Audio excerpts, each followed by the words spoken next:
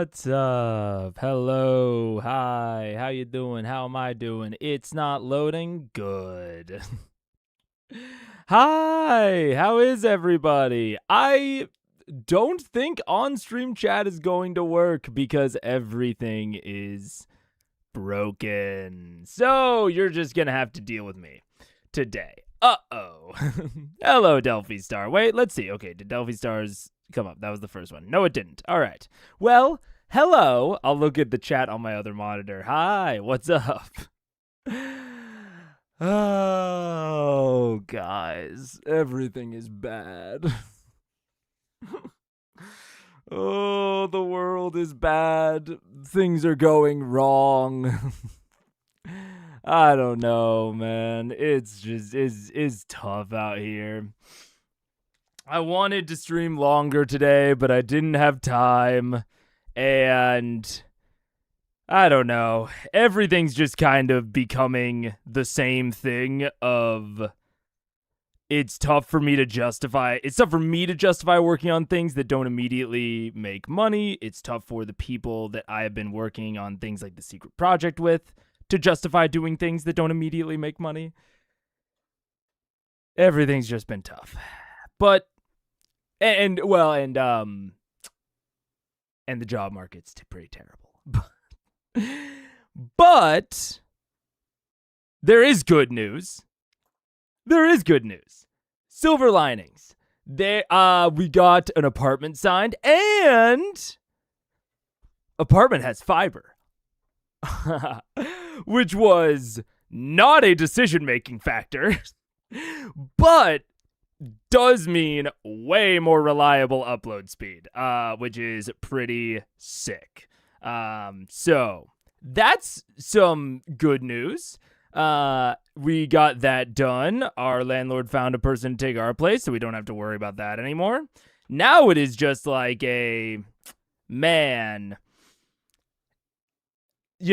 trying to justify spending time on like the Taldore guide video of like something that like I want to do to improve my own skills at editing or just video production in general. Honestly, unfortunately, the video might not come out. I might do like a live stream going over the footage or something because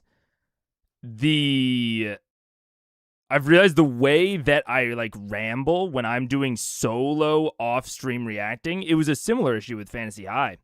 It's so hard to cut down. It's like I back reference so many things because I'm not like filming with intention. Like I'm not filming with like any sort of pre-ideas. I back reference so much that it's hard to cut something without cutting like 5 connected things.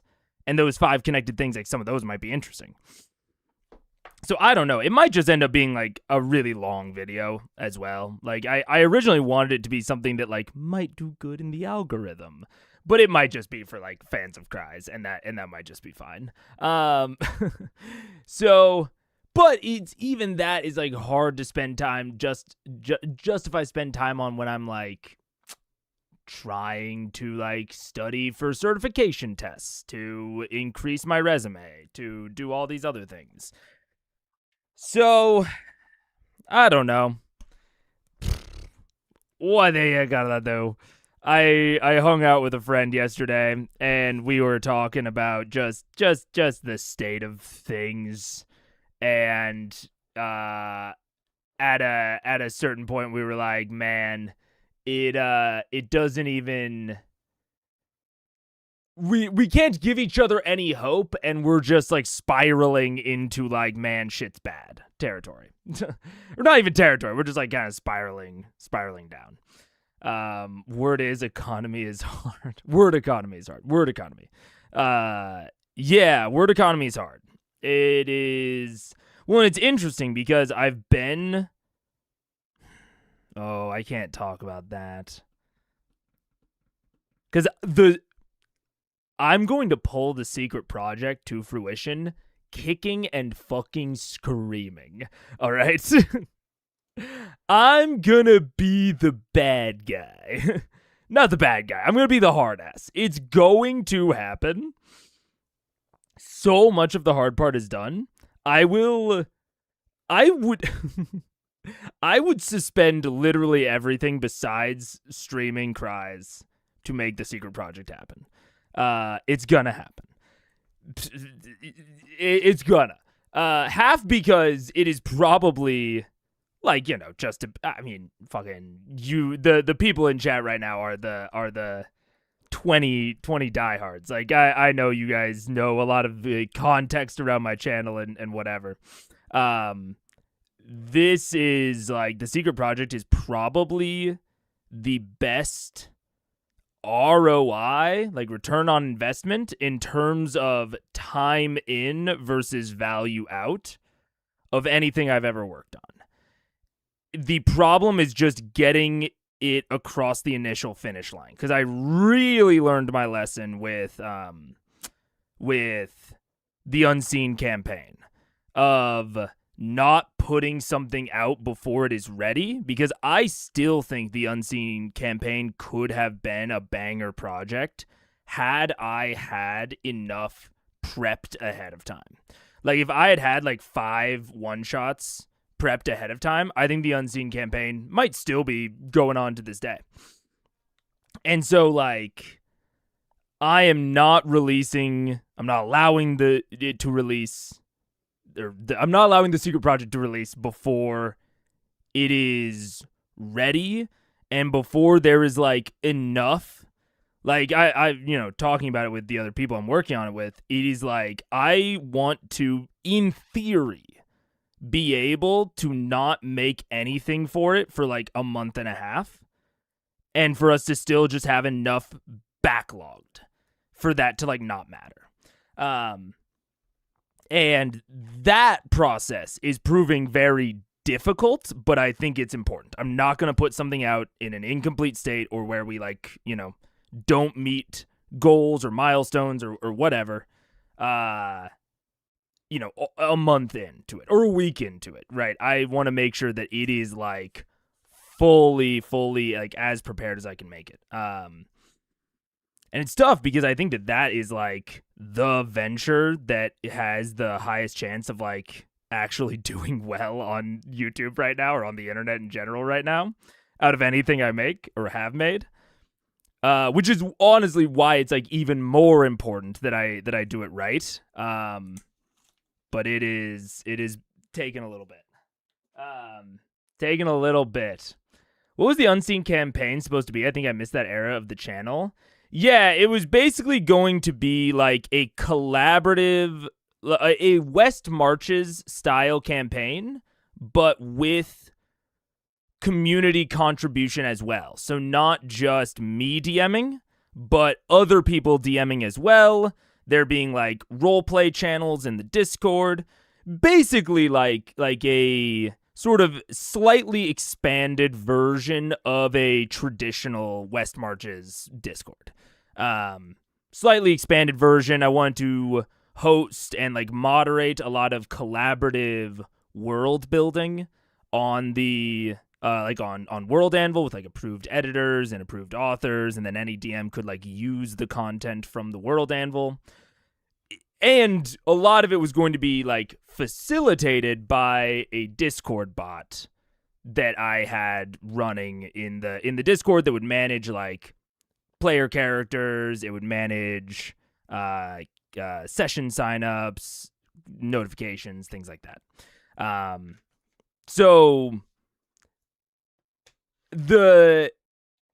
But it was a lot of work, and the Discord bot was not ready enough, and I didn't have enough of the world and play content prepped ahead of time. And to the audience's credit, like, people tried to engage with it, like they really did. But I just like completely dropped the ball on like how much was prepped ahead of time. And so I don't want that to be the case with this. Yeah. What's up? Hello, everybody. Multi-video type project? Oh, I keep wanting to... So I haven't even mentioned it. Streamer.bot, the thing that I use for chat, which obviously isn't there right now, just completely lost everything from it. Super awesome. Super great. Don't even know how it happened. I'm starting to be like, anything that I don't program myself, I need to place like zero trust in. And I am getting more and more into programming it all myself. But anyways. So that's why there's no chats on screen. I can't highlight any chats. Ah. Yeah. I only started watching when May was like in the 60s. Yeah, I think Unseen Campaign was a little bit earlier. I'm kind of waiting for you to finish C1 and see what you do next. Yeah, me too, I guess. I don't know. It's very difficult to plan ahead at all right now when, like, how do I say it?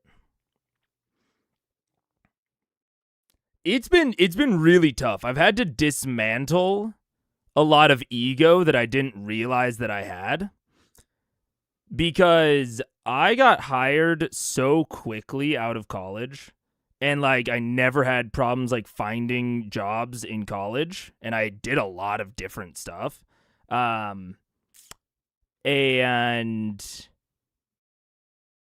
I was very sold on like the career path that I took as like one that had sustainability, easy time getting a job, even if it wasn't like that great of pay, whatever. Like I'm not fucking getting anything. Anything that is like, even things that are not a lot of pay, like I'm overqualified for.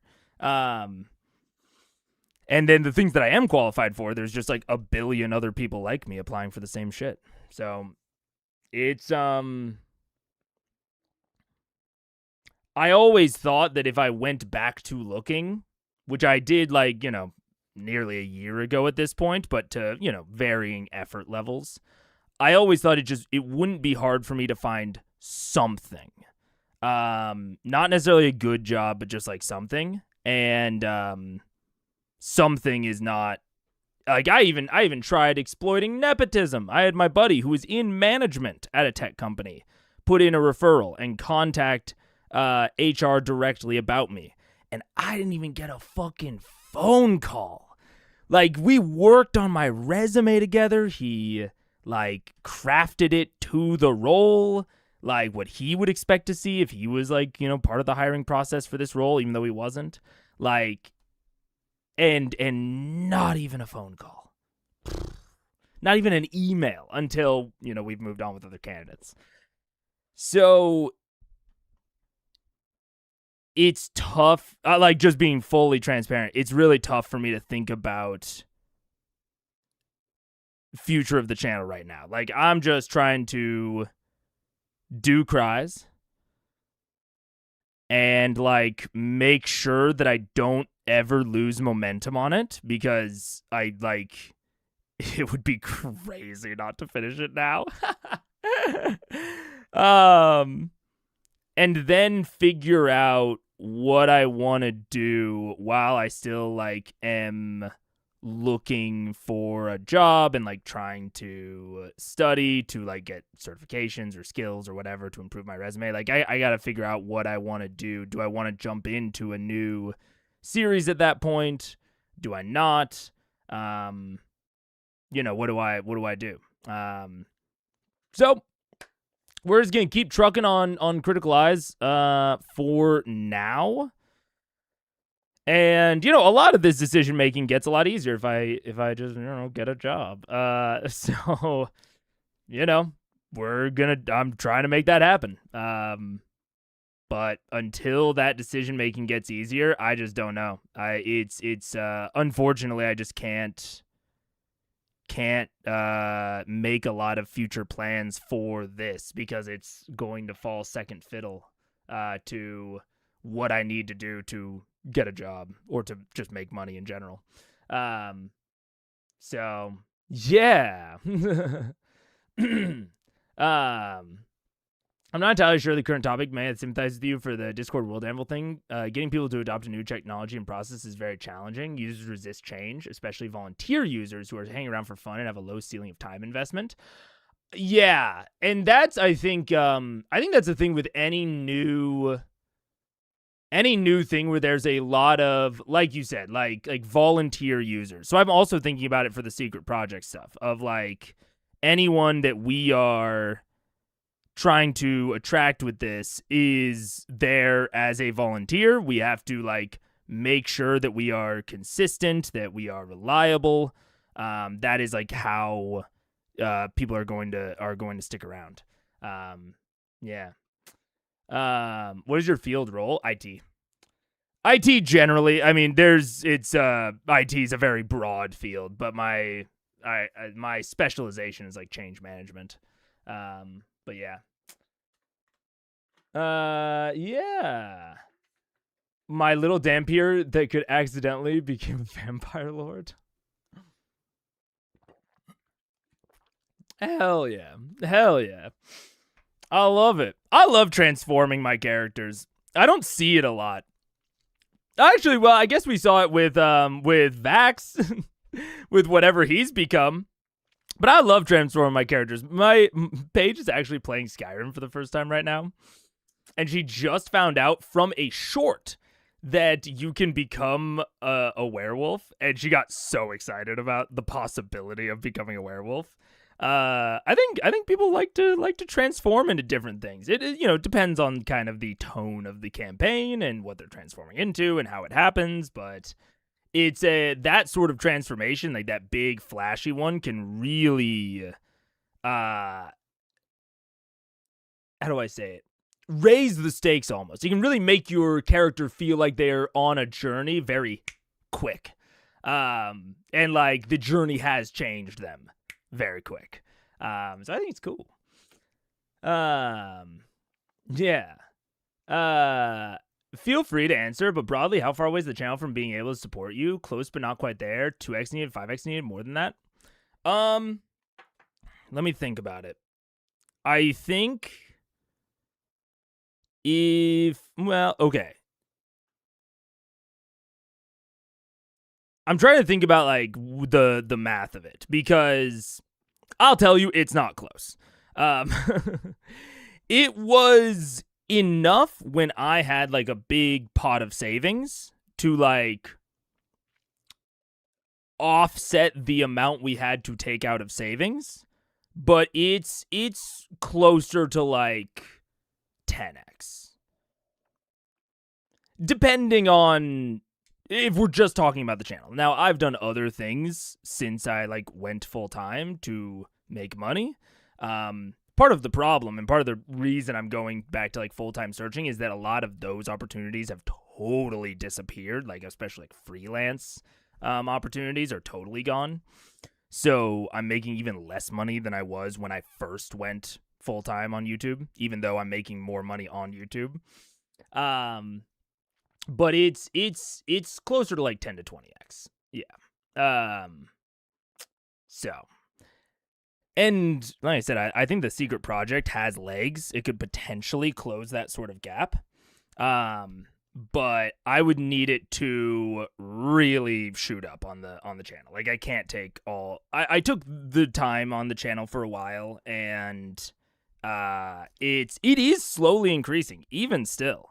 But it is far too slow to like outpace inflation and like standard of living changes.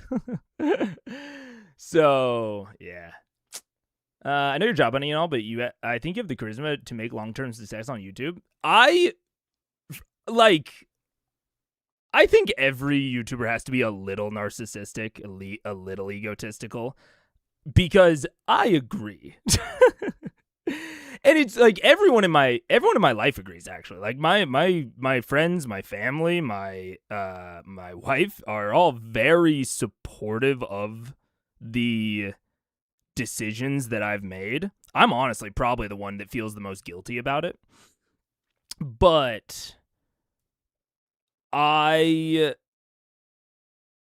there are a few things that I think are preventing me from doing really well on YouTube. Some of them are on me. Some of them are like on my circumstances. But I think I just went full time too early. If I had just gone into a different job out of Honeywell, I think, and then done that for like a year and a half, and then went into full time, I think things would have probably worked out better. But what are you gonna do? Live and learn. And now I'm not giving up on YouTube. I'll tell you that right now. But I need to figure things out in the meantime. And that's the problem that like my collaborators on Secret Project are also running into. I think they also can be very successful on YouTube and on the internet, but they need to make money in the meantime. And it's hard to dedicate a lot of hours to something that you have the opportunity to make money at in the future, but is not making you money right now when, gotta eat. So that all said, I appreciate it. I very, very much appreciate it. But we're at unfortunately just like very like practical, unfortunate decision-making time. Not in the job market, but I'm heard from multiple people that nowadays AI does the screening for job apps, so that's probably what you need to make your CV for, not for humans to read. Yep. It's one of the reasons I'm looking a lot into certifications right now, because they are good for keywording. If I display that I have all of the experience and all of the skills that consist of an ITIL 4 Foundations certificate or certification, even if I demonstrate all those skills, they're not going to get picked up as keywords as easily as I am certified in ITIL 4 Foundations, right? Like that's going to, boom, immediately prove all of these things. So that's what I'm currently focused on right now, is finding ways to prove the things I already know. Yeah. But yeah. I wouldn't blame you if you did go towards videos and stuff and then make it that way. I love doing cries, but yeah, it's not enough to make a career out of. I think it could be, but I think I need essentially like a marketing funnel into cries. And the Secret Project is partially that. Like, just to be straight up, like it is partially like the amount of effort that needs to go into this is really low compared to the potential benefit, both for the entire project and for me separately and personally. So, but I cannot say anything about it for the reasons that we kind of briefly discussed with Unseen Campaign. Like I do not want to set up a single expectation that cannot be met, because I think this has so much opportunity. Yeah.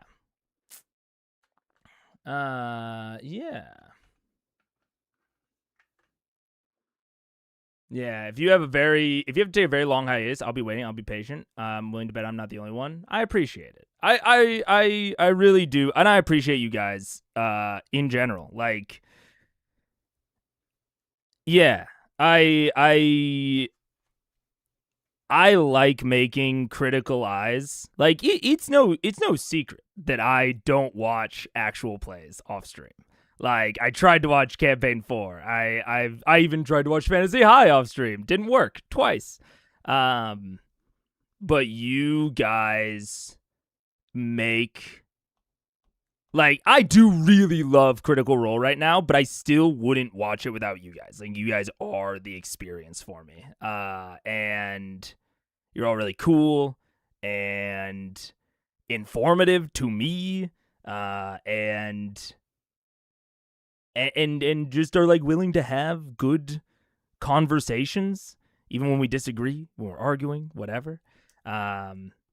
So I love doing this, and I think that turning this into, a job that pays the bills would be awesome. It's just not there yet. And so I want to keep this going at least until the end of Campaign 1. And then, I'll make a decision when we get to the end of campaign 1 on exactly what comes next. But a lot of my underlying goals right now are, how do I survive until I can make Critical Eyes make money? So yeah. I am and always will be an advocate of meeting people and shaking hands. I agree. Networking has been hard. People are so remote. Like, everyone I meet is like on a remote job for some other company that's not even in Chicago, or like maybe is in Chicago but doesn't have an office. Or it's like, even when I meet people, even when I have an in, it's not like as much of an in as it used to be.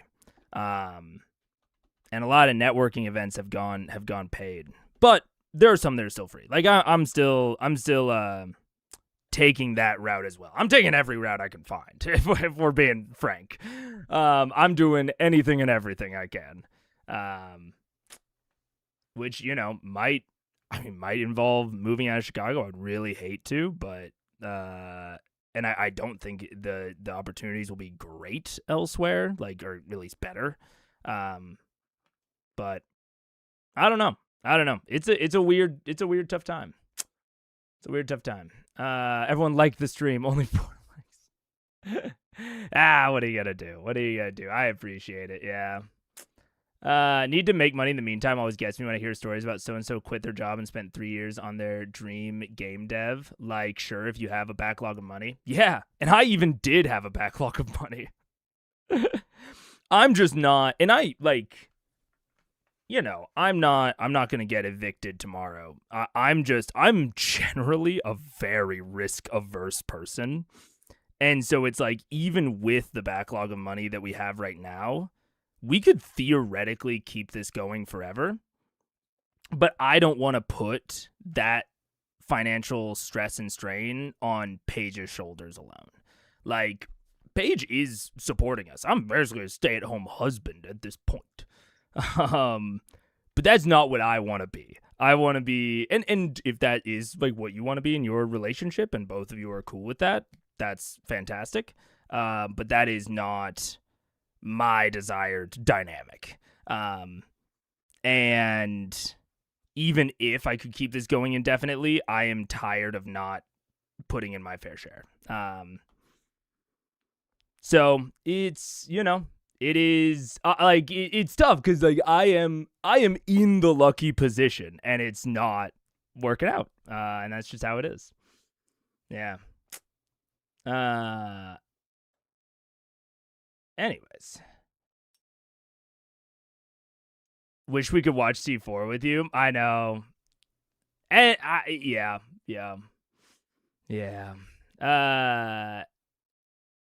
So many recent things where I was like, wish I could have Mega's thoughts on this. Yeah. I wish I liked actual plays more. Like, I like actual plays as a stimulus for conversation. But if I'm not a very, like, online person. So even, like, generally online discussion, like in the Discord or something, like, doesn't appeal to me. I would, like, almost have to stream it, but I definitely can't afford to add that to the pile. Maybe that'll be the next campaign that I stream. Maybe I'll just skip straight to C4. Probably not, but maybe. What have you thought about being paid to DM a campaign that is streamed that has other CCs as player? My group has been looking for a while, and it might prove to give your channel more exposure. I know some people have been able to blow up their channel doing stream DMing.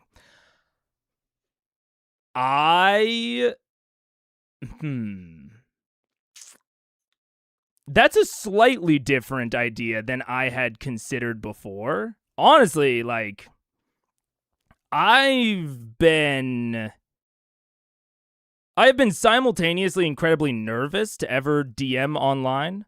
And I've simultaneously been very nervous about it, but also very interested in some unique and novel ways to go about it. And I have some like ideas, I think, of how to go about it, but the I don't know if the juice is worth the squeeze yet. Like, if I were to DM online, I would want it to be in a world that I have put a bunch of work into, and that I feel very confident about. And I don't know that I have the time to represent that right now. Now that said, I sometimes in some free time I work on some stuff, but it is I would never want it to like feel to any participant, myself, my players, the audience, I would never want it to feel like a cash grab that I'm like putting like low effort into. I just wouldn't want to put low effort into it, and I think right now I would have to is the problem. So yeah. Yo, you have to do C2. You have to do C2. I think they cooked to C2. Everyone likes C2. I want to do C2. Honestly, don't take anything that I'm saying about future plans as gospel right now. I have truly no idea what I'm going to do. Because it will depend so much on my job situation when I finish campaign 1. And I was like at first like kind of hesitant to talk about it just because I don't know, it's kind of embarrassing. Again, I've had to kind of check my ego a little bit. And I know that like no one's judging here, or maybe some people are. I don't know. It's the internet. But the majority aren't judging. But yeah, so I mean I've been vague about it in the past, but the really short answer is until I have a consistent stream of income, I just don't know what I'm going to do when I finish C1, because there are many things that I would like to do more that would make less financial sense. And so the like biggest determining factor of what I do next is, do I have a job when I am actually doing the transition? And like, what does that job's timing look like? Like, do I have to, am I on call on weekends? Am I on call at nights? Whatever. Yeah. Ain't nothing embarrassing about betting on yourself. I appreciate it. And I try to think that way. And I try like, I generally try to be like open about these sorts of things, but I've still got some amount of pride, even if it's pretty small. I've got an amount of pride in there, and I just gotta dig it out with a hot spoon sometimes. Hot spoon of saying it live on air. Yeah. Yeah. Doing C2 once a week on Sundays, I'd be here for it. And that might be like what it ends up being, This is a lofty goal. My group has been looking for just a GM, and it's been going on for almost a year now. Like one of the biggest, longest things you can plan for content. Yeah. It's a lofty goal. And I like, this is not a forever no. To be like super duper clear. This is not a forever no. This is a can't justify it at the moment. Like I'm not putting that sort of thing off the table. Yeah. Is something we want to bring up someone with us? Yeah. Yeah. And like even if I had something part-time, just able to contribute more to the finances, that would be something I would be like much more down to consider. But right now, I don't think I would be able to do it justice unless there was some sort of more guaranteed revenue stream.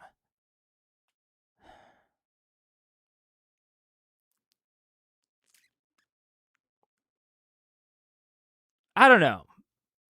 Maybe DM me. maybe. Yeah. I'm not. Yeah. I'm gonna close the conversation on all the job stuff there. I think I've been talking about it for too long, anyways. But yeah.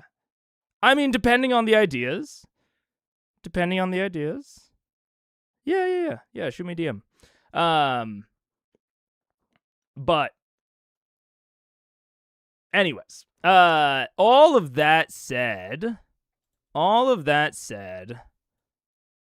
Da. Let's pull up campaign 1 of Critical Role.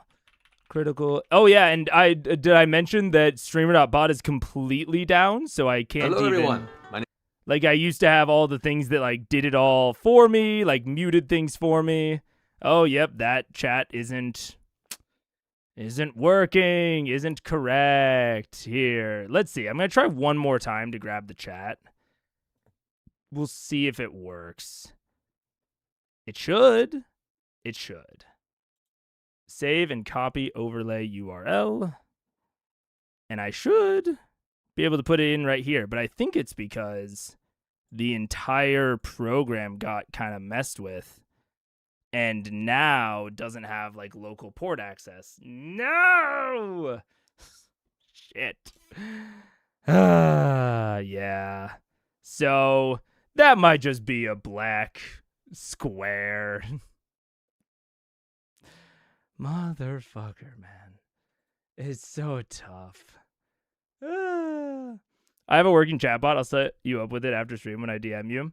I could get this working again. I didn't realize until opening up stream today that streamer.bot was completely broken. I know how to fix it.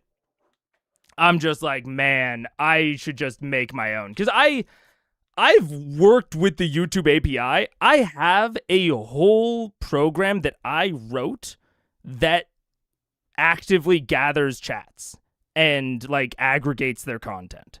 It would be somewhat trivial to make a like on-screen chatbot functionality within it. And I think I might just fucking do that because I'm so tired of third-party tools just screwing me for no reason one day. Oh man. All the time. Yeah. Do. Yeah.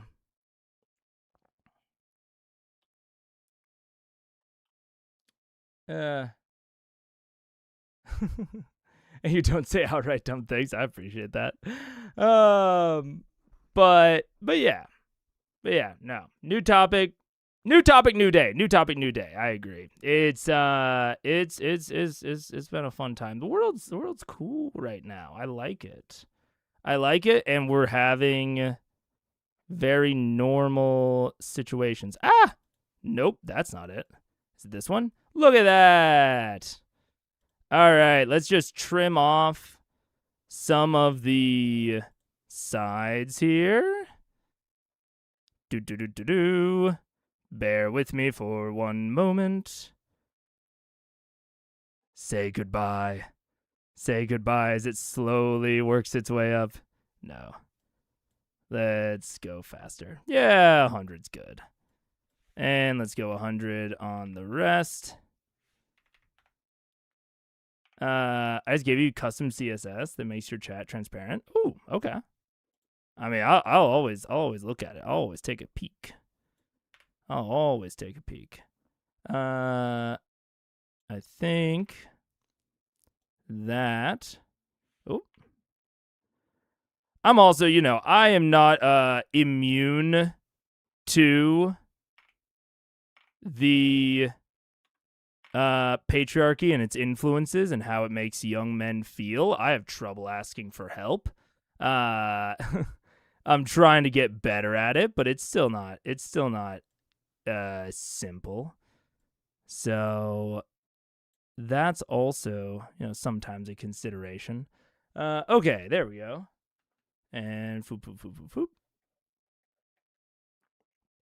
Oh, it looks so much worse. That's good enough. And then we can just center it in the black, and it doesn't even look. It looks a little crazy. It looks a little crazy with the cropping specifically. Oh, wait. Cinematic, exactly. That's the vibe we're going for, is the cinematic vibe. Let's go with 180, and we're basically there. Cinematic chat. Look at that. That's so funny. All right. Sorcerers got buffed with 5. Oh, and now you guys can actually see when I'm scrolling back to look at something. That's a little weird. I don't know if I like it. I'm gonna play an aberrant sorcerer on Saturday D&D, and it's a blast with 2024. Aberrant Mind Sorcerer was a blast in 2014, so I can only imagine it'll be a blast in 2024. I think 2024 was broadly an improvement, although I don't know that it was enough of an improvement to get people to actually use it.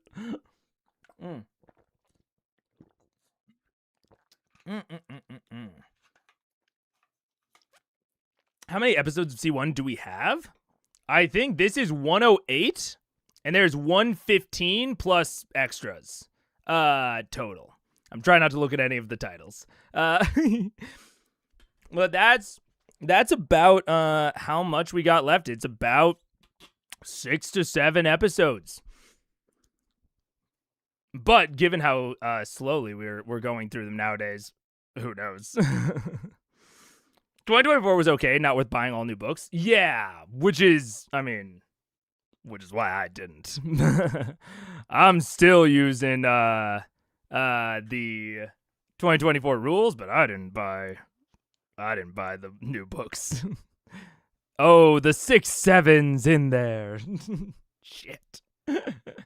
Yeah, right here. Oh, the over yeah. That sounds quiet. For us? Is that That quiet? we can see, I mean. That'd be great. 13 against your class does not hit. Oh, can't put it on that screen. And Sometimes I have it on that screen. 14 does not hit, no. Hey! It has the blindness on the elementals fucking it up. He's super cute. Elemental just chasing me like a puppy home from school. All right. All right, ending that elemental's turn is now Grog and Keyleth's turn. Oh, okay. Let's recap where the heck we're even at in the episode before I just start straight up playing it like everyone just knows.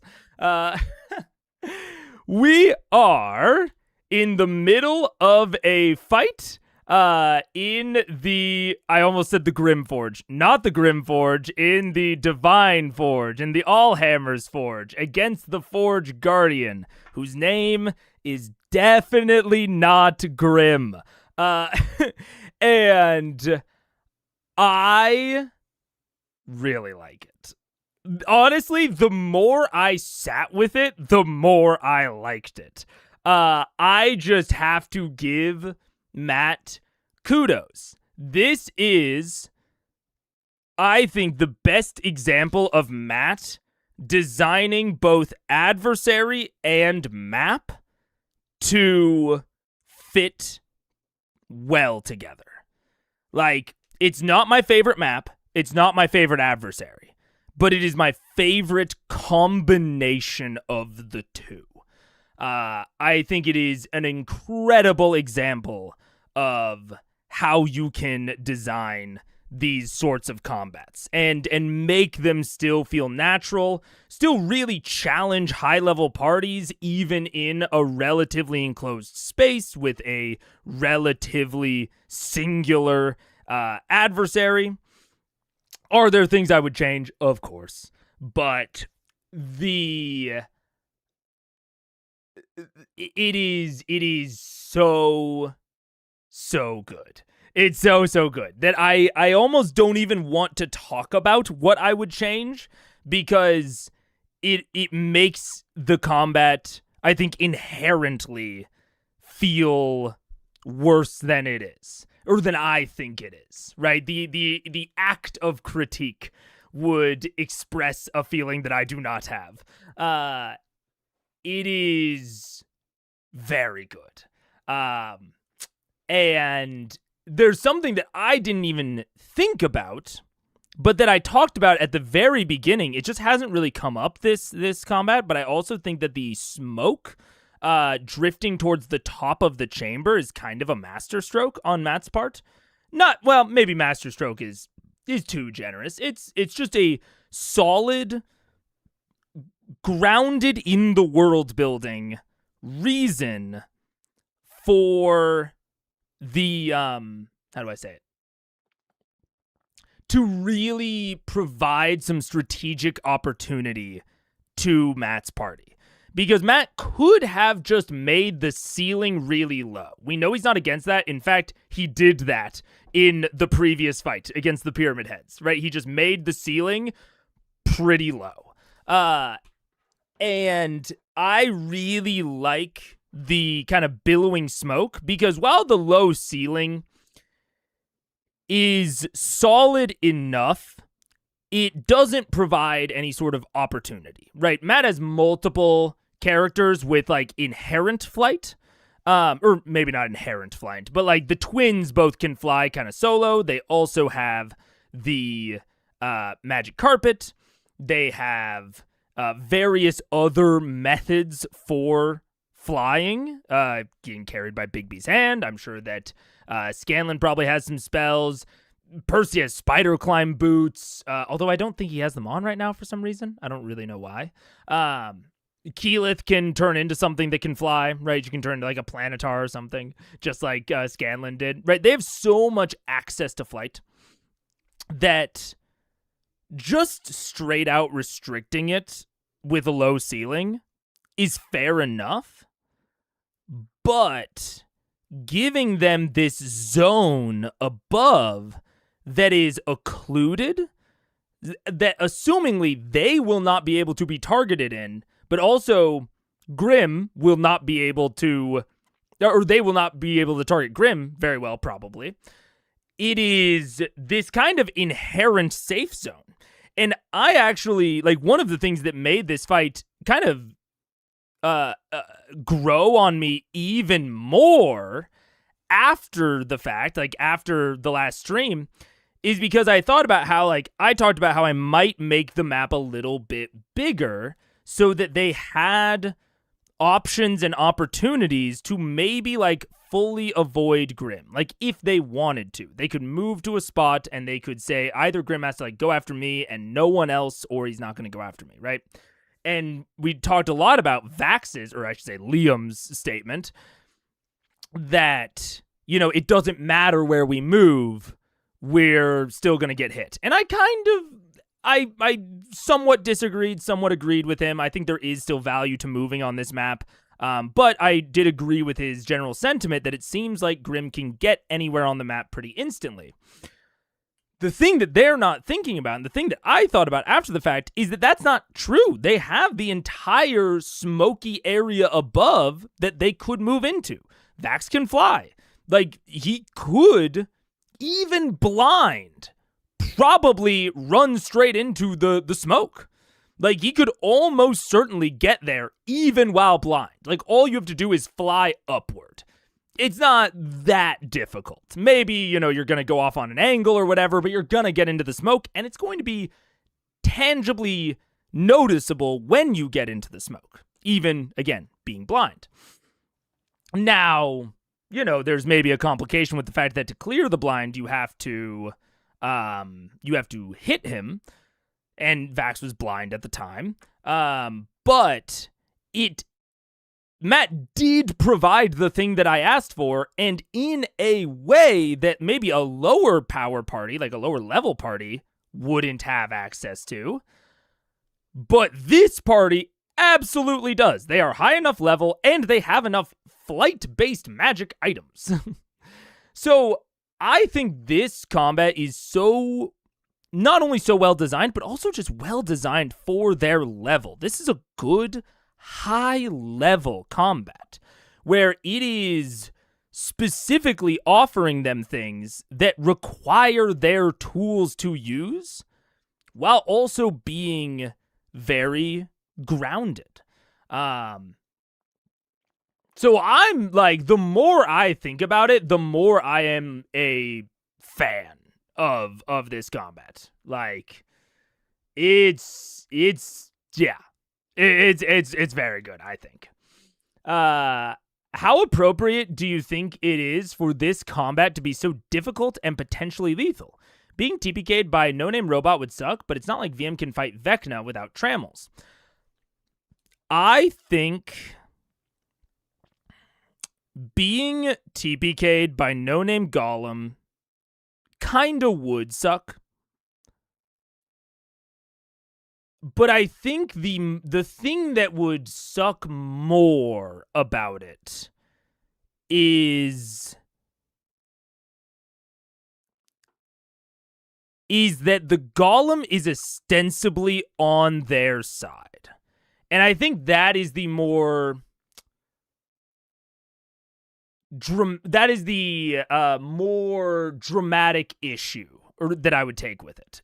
Or like the more like plot issue, I guess, that I would take with it, is that there is not very little, but I can't see like a ton of reasoning, or I'm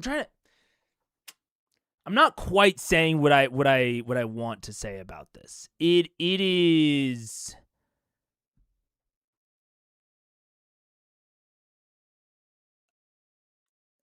there is such a big, bad, evil enemy.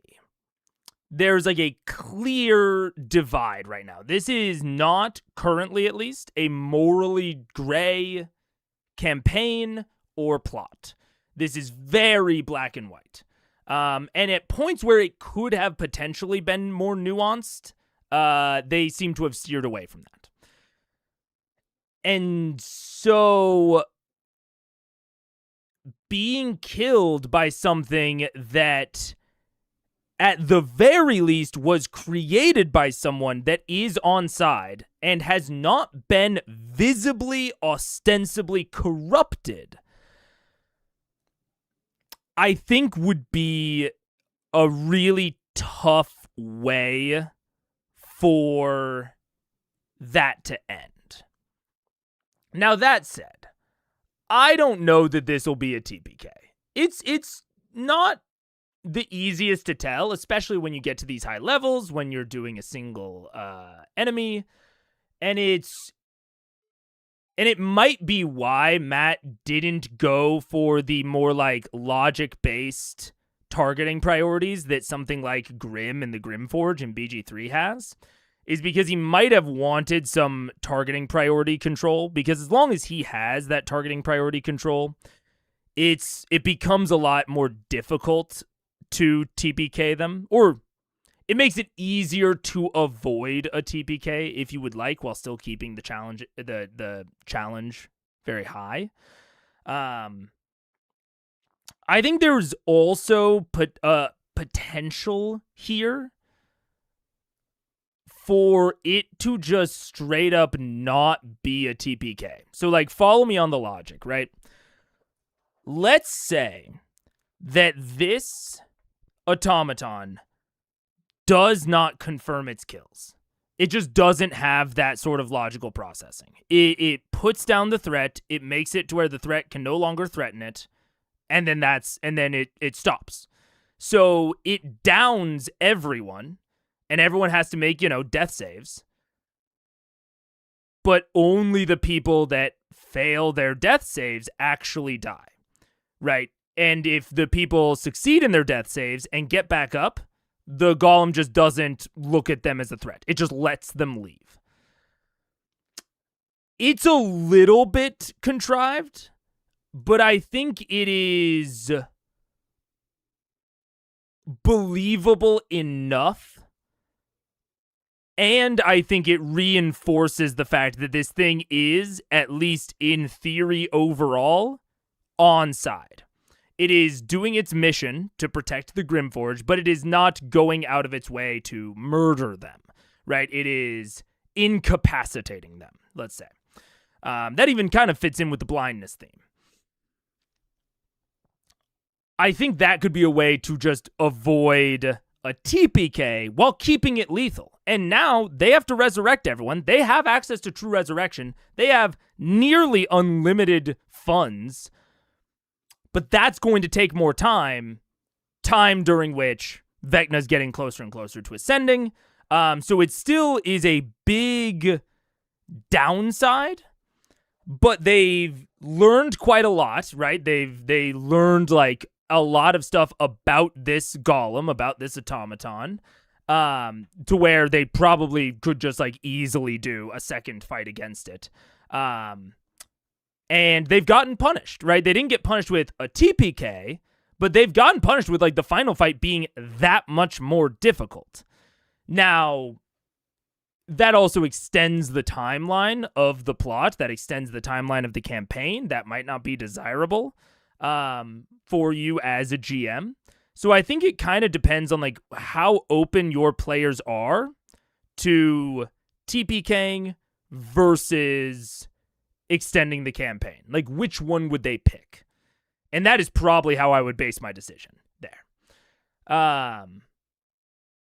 And that is all to say, I like that it's difficult and lethal. I think we need to keep ramping up the actual difficulty. I don't like things being like randomly lethal, like Vecna, like the Vecna fight. I didn't love. I thought it was okay. Like, I didn't hate it. I didn't love it. This is much more my preferred kind of lethal, where there is very like distinct logic and rules and unique mechanics to the fight that are beyond raw power. I like when players can really interact with the difficulty. So if they were to TPK to this, that would be like broadly okay with me, but it would depend on kind of some background thought process. I think imagining this as a TPK is an exaggeration. I haven't watched this in full in almost a decade. Has anyone even been down so far in this combat? Yes. Vax was down so far. And earlier on, before Matt revealed that the blind goes away from hitting Grim, they were pretty doomer about this fight. Like, it was not looking good. Now, I think that since he revealed that mechanic a little bit more straightforwardly, I think it's been a little bit less doomer. I think it's a little bit less likely to TPK. But before that was revealed, I think that the players were at least in the mindset that that could be a possibility. They're near 20. They're not level 19. They can't be. They're either 18 or 19. I mean, they have access to 9th level spells. So they're somewhere between 18 and 20. Yeah. Like G Herb said, they have 9th level spells. So, or I guess 17 is where you get 9th level. So yeah, 17 or higher. Yeah. 18. Yeah. Yeah.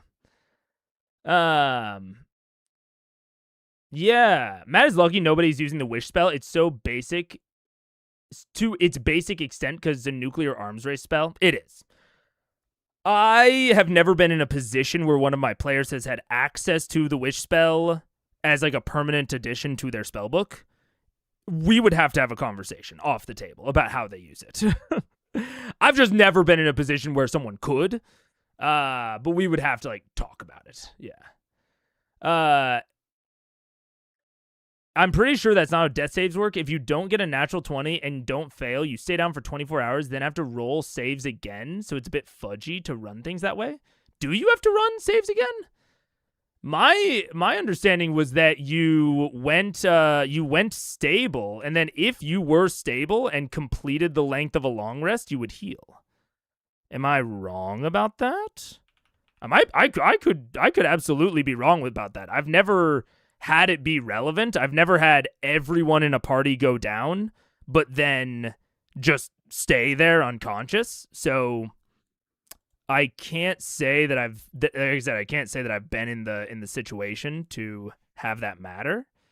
Death save if they start their turn with 0 hit points. Yeah, no, that's yep. I'm trying to like really quickly find a rule about it, but I can't. It's all from like bestiaries.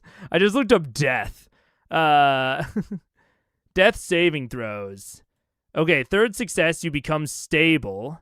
If a creature is stable, if it has 0 hit points, but it isn't required to make death saving throws.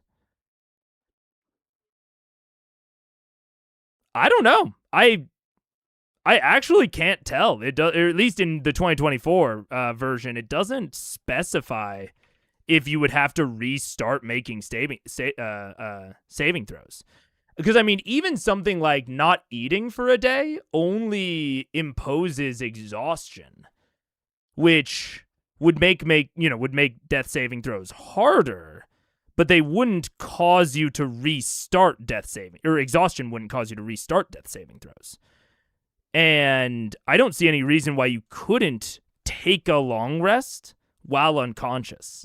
So that's kind of my logical through line there, is like, you are unconscious, so you take a long rest, so you heal. That's sort of my through line, but I could be totally wrong about that, frankly. The doomerism was, in my opinion, largely unwarranted. We spoke about it extensively last episode, so whatever. Yeah, I mean, I think that, you know, the question can also be thought of as relative to CR normally. Like, this is a much more lethal and much more difficult combat than CR is used to. It's much more complex. The map's more complex. So, like, while I do think that in outside theoretical view, the doomerism was unwarranted, that doesn't stop the fact that it was there and that this might have been a lethal combat for this set of players, right? So, I don't know. I think a TPK would have been a bad streaming choice as a TV show. Better to capture them and have them win their freedom, follow traditional story, loss of hope before the final conflict. Yeah. I'd be interested to see what Matt would have decided. And, you know, I'm mostly taking this home as, like, what do you do at your home tables, less of what would make for a good streamed show. I do think it becomes different if you are considering, like, what works for the audience. Yeah. Should combat at higher levels always have the potential to be lethal, or is there a good use of non-lethal combats in high-level combat? Oh, I can answer this very quickly. I think there's a incredible use of non-lethal combats as high level. I call them ant stomps. I think that having very easy combats at high levels is a fantastic way to display the change in power across time, especially if you present them with a combat that they had done previously, like an enemy that they had done previously. Although you don't even have to. You can do this just as easily with, you know, things they've never fought before, but it can be a really good way to display the increase in their power, and to sometimes do some resource drain type stuff. Depending on how quickly it is, depending on how threatening they are. You know, is it like a glass cannon type fight where you just want to drain out their health a little bit? Even to use the Grimforge from BG3 as an example, right before the Grimforge, there is the lava mephit fight. It's just a bunch of lava mephits, and that's it. And they all die. Like, there is no world in which the lava mephits win. It is all about how much damage do they do to you beforehand. Now, you know, BG3 is much more down to be lethal because it's a video game. You can save and reload. So the lava mephits can TPK the party. Like, don't get me wrong. But if you're playing them well, if you're appropriately leveled, they're not a real threat, but they really drain out your health. And really drain out your resources right before you run into Grim. Now, if you know that Grim is there, you take a short rest, a long rest, whatever. You know, you do those things separately. But on the first time that you're going through it, you don't know that Grim is down there. You might get into a combat with far less health than you might have been anticipating or planning for. And so that's, I think, a good example of like a combat that is not lethal, but is still very good or relevant at higher levels. Yeah. Yeah. You wake up after 1d4 hours with 1 HP. Oh, there you go. Fair enough. I couldn't find that rule quickly, but I believe it. Yeah. Yeah, you absolutely need resource drains. Yeah, I think I'm on the same vibe as Julio here. Yeah. We just had an Ansop session yesterday. It was so fun. It was a small army of undead, and we were all taking out like multiple zombies at a time each turn. Really shows how far we came over the last 12 levels. Hell yeah. That's exactly the sort of thing I'm talking about. Yeah, absolutely. Yeah. Yeah. You can't really capture a high-level party without a really specific trap designed to that party, since any basic trap is one spell away from not existing. Or at least having at least one person escape. Yeah. But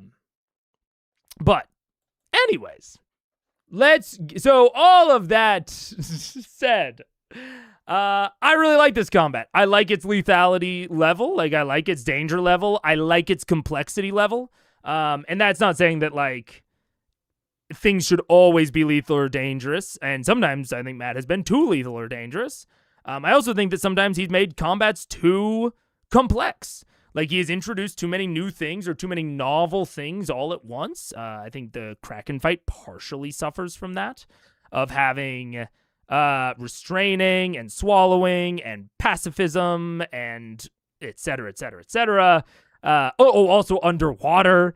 I think that this is a really, really well balanced combat. Or maybe not balanced, because that kind of has a different meaning in game design terms.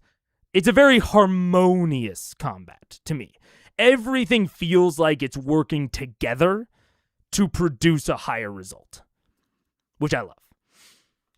Like a hologram version of that in front of us all the time. Yeah, right here. Oh, counting our hit points for us. That we can see. I mean. That'd be great. 13 against your class does not hit. No, it does not hit. And 14 does not hit. No. Hey. It has the blindness on the elementals fucking it up. It's super cute. All right. Elemental just chasing me like a puppy home from school. All right. All right. Ending that elemental's turn is now Grog and Keyleth's turn. I'll go. Go. Turn. Straight at him. Reckless. Reckless. Great weapon master. Oh, wait, also speed up. That's going to be enough. Come on, crit. Nope. Okay. 36. Actually, technically, sorry, before we get to that, at the end of its turn, at the end of the elemental's turn, it's going to go ahead and strike you with its blade. Okay. I'm going to keep that roll just in case something. No worries. That's a 27 to hit. What it does? This is a big nothing.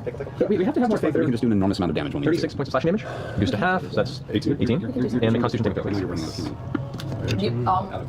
I have 4 as my Planetar, so I've got 2 more of those that I just did. Go.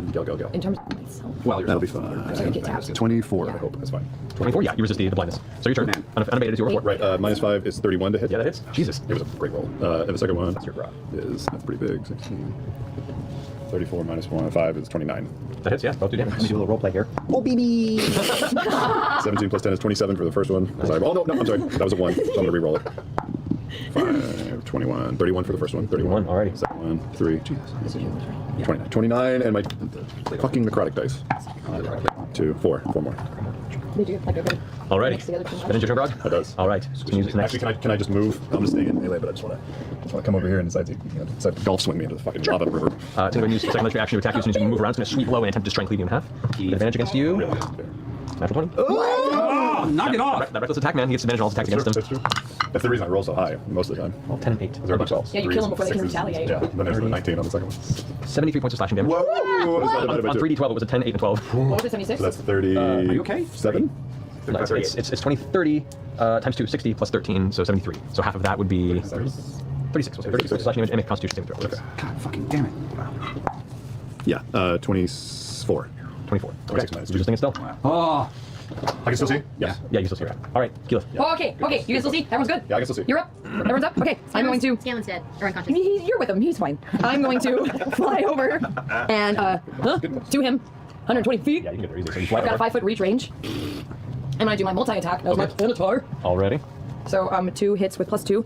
I'm gonna do Gil and. Captain Planet. I took out 3 fights in the same day. God damn. Okay, that's a natural 19 on one and a natural 16 on the other, plus 12 for both of those. So for the 16 we have 20. that's both it. Okay, okay. And then for both of those, 40 6 plus 7. and then an additional 5d8 radiant damage. Correct. Wow. So get that. Okay. Also, something that I didn't mention that I think makes me like the challenge and lethality of this even more is similar to something that a chatter said earlier of this as like a training combat. And I think Julio is hitting on a similar thing here of like their perception is really funny. We just had 3 fights in the same day.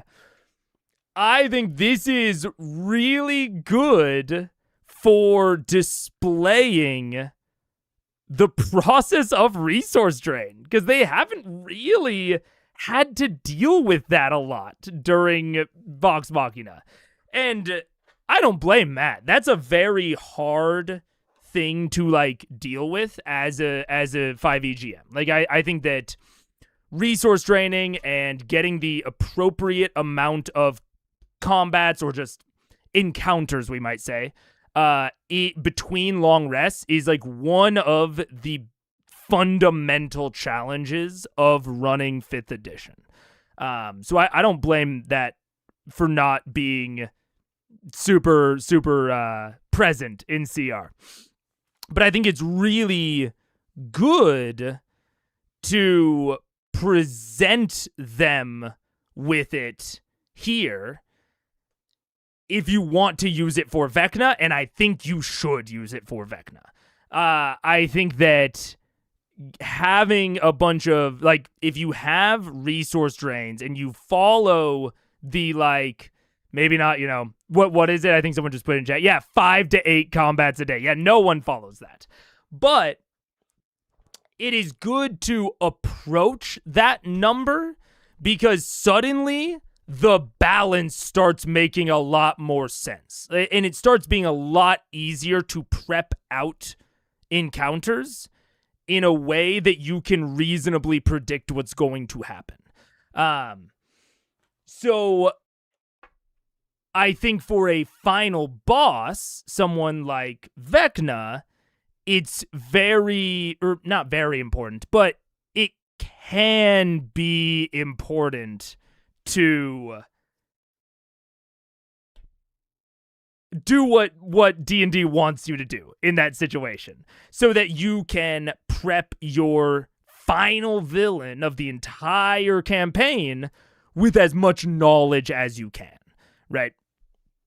And so getting them in that mindset of draining resources ahead of a big fight and like letting them experience what that feels like before they go to Vecna is really good. It's going to stop them, I think, from like going Nova on one of the fights before Vecna and then, you know, getting into the Vecna fight and being totally down bad.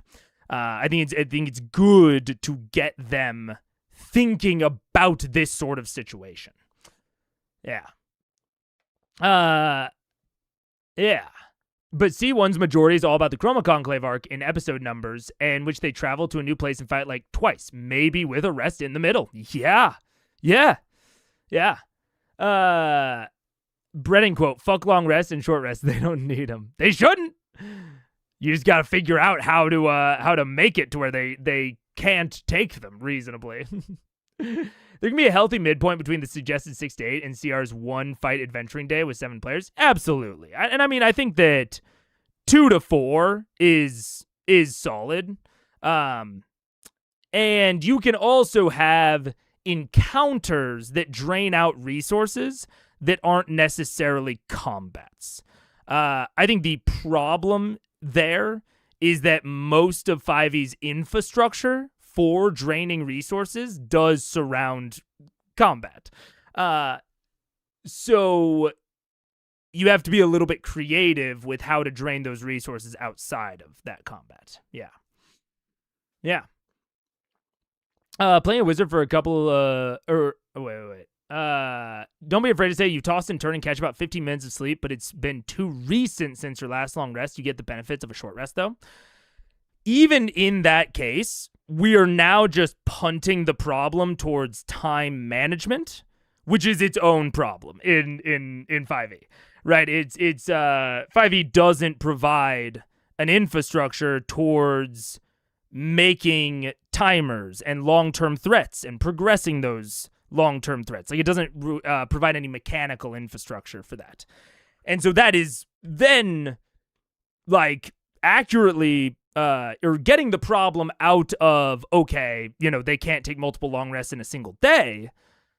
But that's now saying, okay, well, now I gotta justify getting all these things into one day. Or even if you go into gritty resting, or whatever it's called, where you a long rest takes a week and a short rest takes a day. Even if you go into that, you still have to make a reason that taking a week to rest matters, and that is still on you as the GM. So I think it is always going to be one of the tensions in 5th edition. I don't think that they sufficiently addressed it in 5.5. Yeah. Playing a wizard for a couple of characters now, and I never run out of spell slots. There's a lot of resources, especially at high levels. Yeah. I'm lucky Eva has a homebrew bite where I can choose one of 3 options when I bite in combat: restore 1d4 hit points, add 1d4 next attack, or restore 1d4 key points. That's fucking fun. That's a really fun decision point. On all of your bite attacks, absolutely. Yeah. I mean, it's powerful, don't get me wrong, but if you're willing to buff out your players, that's a fun way to do it. Yeah. I'm not fully familiar with Draw Steel, but a big part of the design was to fix this problem. I mean, I want to learn Draw Steel at some point. It's just very out of my circles. But I want to look into it at some point. Yeah.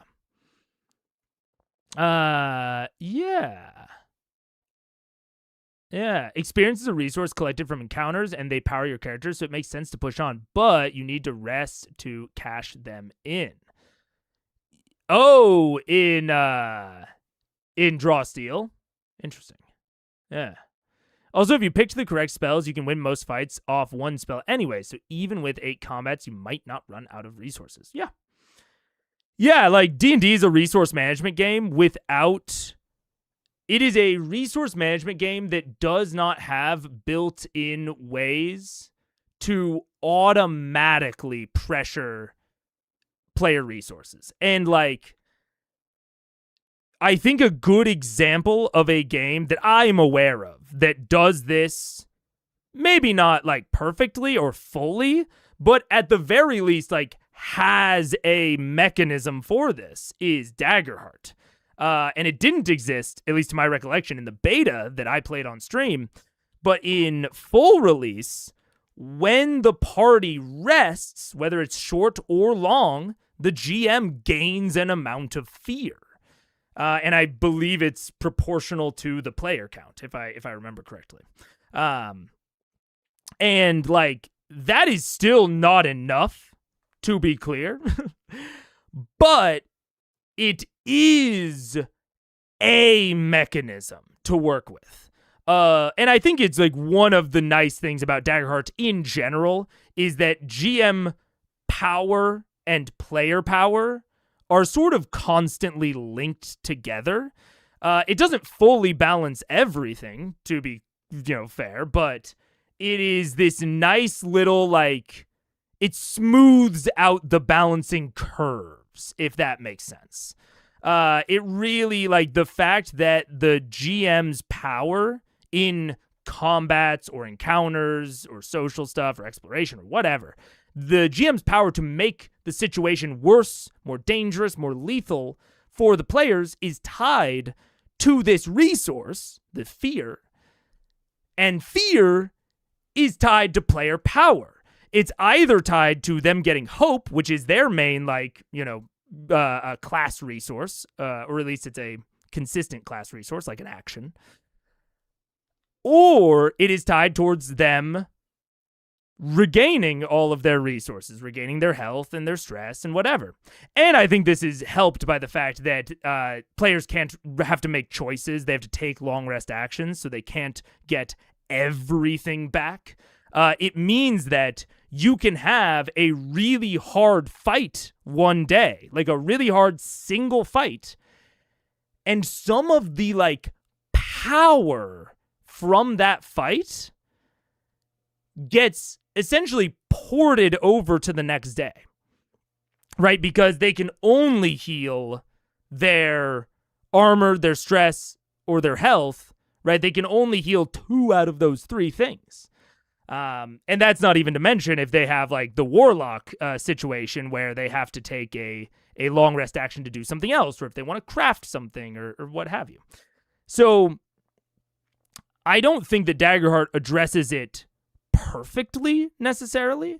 It's hard to address it perfectly, but it has a lot of mechanical infrastructure to smooth things out, to make it to where, you know, pitting them against one really hard fight doesn't get reset in a day. And them long resting a bunch gives the GM even more power going into their next fight, regardless of how it was prepped, right? Because fundamentally, something that the GM can always do is spend a fear to take an extra turn, right? That is, it doesn't matter what the fight is. It doesn't matter what the encounter is. That is always going to be powerful for the reason that the action economy dictates so much of D&D.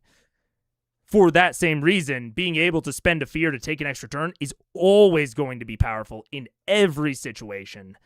So the GM gaining fear is always giving them solid power for any situation that might come up the next day. The GM just has to prep, and they have to really focus on prepping fear outlets, right? They have to prep reasonable things that they can do or that they can spend their fear on. But they don't have to think about the timing of those things as, you know, in detail as you do in something like 5e. So, yeah. So for the D6s alone, okay, that's 6 plus 4, that's 10, plus another 5, 15, plus 3 is 18. 18 plus 7, so that's 25. I'm just doing the D6s. 25, and then not as great the second Can you time. roll those? Not in this one. not for this, only elemental damage. So 5, 6, 7, plus another 7, so 14. 14, okay. And then now 10d8 radiant And that's damage. 10d8 radiant damage. Let me just roll these twice. Okay, so the first one. Okay, 10 plus 7, so 17, plus another 7 is 24. That's it. Radiant. And then 6, 7, 8, 9, 10, 17, 19 damage, radiant damage. How do you want to do that? You rush across the room, you're, just rushing towards it and strike out towards it. What do you want to do? We were so close. I didn't even realize when I stopped the stream last time how close we were. Holy shit. I assumed this went until the fucking end, but I guess they're probably going to do the whole making the trammels business. Oh, God. Okay. As I look around, see all my friends blind and kind of running around insane, I'm just gonna go and fly across the field and just come down with a big radiant strike and try and evoke in the back of my head, hallelujah, hallelujah, and just As you arc down with your weapon, the holy divine energy spraying off of the strike, the arc slams into the center of the guardian's chest, and you watch as the armor expands and explodes. You see this core in the center that up to previously has been guarded by its stone form, and there on the inside you see this kind of beating red gem that just goes cold. Oh, as I it, bet if we would have taken out those gems. No. as it does, the guardian it drops the blade and walks to the other side of the chamber. Pieces of its armor kind of falling off the ground. You see cracked parts of its outer form kind of breaking off in small chunks of shale, and it makes its way to the opposite side, just walking around carefully. Each of you takes and places its blade up on this stand on the wall, turns around, and goes completely inert. Whoa. It was like a trial. You had to be able to beat him in order to forge here. I'm putting Scanlan out Okay. because he's still on fire. Scanlan is still on fire. Scanlan is not on fire anymore. Is he unconscious still? He's still unconscious, so I'm gonna cast. Cure Wounds. Yeah, Cure Wounds is at level 1 because that's what I can do. So I'm gonna cast Cure Wounds on him to like just bring him back alive. Okay. okay, and then I fly over and do my other healing touch on. How many healing touches does he have? No, 4. wait. No need. Wait. Wait. Wait. Wait. Wait. So Wait. 6 Wait. points, Scanlan. That's what you've got. Yeah. The massive gash across my entire body, as you stand there for like 30 seconds, just it starts to close. Yeah. Cool. I go over to Scanlan and do a healing touch. 68. 1, 2, 3, 4, 5. Oh, yeah. Liam was like, no, wait, let me use my new racial ability. Wait. Can you give me one more D8? Okay. Scanlan, you 14, 15, 26. You heal 26 plus 3, 29 hit points. Thank you. And you're cured from any diseases. Is anyone else blind or rough? I think all That's of us. gone as soon as he's done. Yeah. He's Yes, done the fighting. blindness is faded. I have one more of these if anyone else needs healing. I mean, I'm in double digits, which is uncomfortable. So for probably me. Grog could. Yeah, you're low He's double a digits, too. You're revenant, low double digits? Sarah. Where are you at? 53. Oh, wow. I drop same thing into Scanlan. Or sorry, Grog. I just got my hand into it. Oh, that's good. 8. 2 crits by that giant. Yeah, that bastard. reckless, man. That's the downside. No, I'll take it though. I think it's worth the gamble. Yeah. 3. Yeah. 23 Nice. plus 6 is 29. Plus another 5, 34, three, plus 3, 8, 37. 73, You get 37 hit points. That's great. Yeah, the first part of this fight, he was sucking. It was like 2, 3, 3, 2, and then he picked up. And he caught up. better. Caught up. That's great. Nice. Okay, I'm okay. All right. So in the silence, as you guys take a moment to breathe and recover, the uncomfortable heat in here is sweltering. The Guardian is motionless across the forge. The blade is set up against the wall, now obscured by the smoke that's still billowing up across the back wall. Getting a better glance around, you can see like a lot of the soot and black that's kind of gathered in the upper areas of the ceiling. The ceiling is about 50 feet high. There you see faintly glowing and obscuring the air above it, the core anvil, the chain still held taut as the various blacksmithing implements hang dangling off the sides of the central platform. Well, that was a bitch. What you say? We just cut to the chase and hammer the shit out. Hopefully, he won't come back to life as soon as we No, stop. don't even. Matt has been trying resource management training since the 20s with the trial of the take gimmick. I remember Orion kept going Nova and using all his resources. Spells and asking for short or long rest while they were still chasing after the Rakshasa. I definitely think, like, to your point, the trial of the take absolutely had some resource management stressors and timers to it. Even the Underdark, I think. And the Briarwood arc had a good timer baked in of the corruption of the land. I thought that was very nice. But I do think it is unfortunately a lot of my feelings about campaign 1, and I think a lot of the mindset that his players are in right now is based on the events of the Chroma Conclave, which really kind of took the foot off the gas in terms of resource and time management. There just wasn't a lot of obvious pressure to move forward at most points, I would say. There was like a theoretical pressure, but it didn't, I think, impact player decision making a whole lot. So I think I think you're correct that he tried to do it a lot more early on. And I actually think that benefited him towards the beginning of the Chroma Conclave. I think it's like why they went for Umbrasyl so quickly, relatively, and like went for Kevdak so quickly. But post Umbrasyl, when like they did that stuff to Umbrasyl and then nothing much really changed. Because like think about that. They killed Umbrasyl when they had 2 vestiges. They had Mythcarver from Sphinx Mountain, and they had the Raven Queen vestige, right? Or did they even have the Raven Queen vestige at this point? I think they did, because they got the Raven Queen vestige first. Then they went to Sphinx Mountain, then they killed Umbrasyl. But at that point, they only had 2 vestiges. And then they didn't go after Vorugal until, like, after all of the Ripley stuff, right? And after, like, getting back with Raishan. They did have the Titanstone Knuckles as well. That's fair. But there was definitely, I think there was a big slowdown post Umbrasyl for several reasons. And then it slowed down even more post Chroma Conclave. Like Terry basically and beyond, I would say. It really, really slowed down. So while he has done some time management stuff in the past, I think he is fighting against the inertia of late Chroma Conclave and the Terry period between Chroma Conclave and now. He's fighting against a lot of that inertia.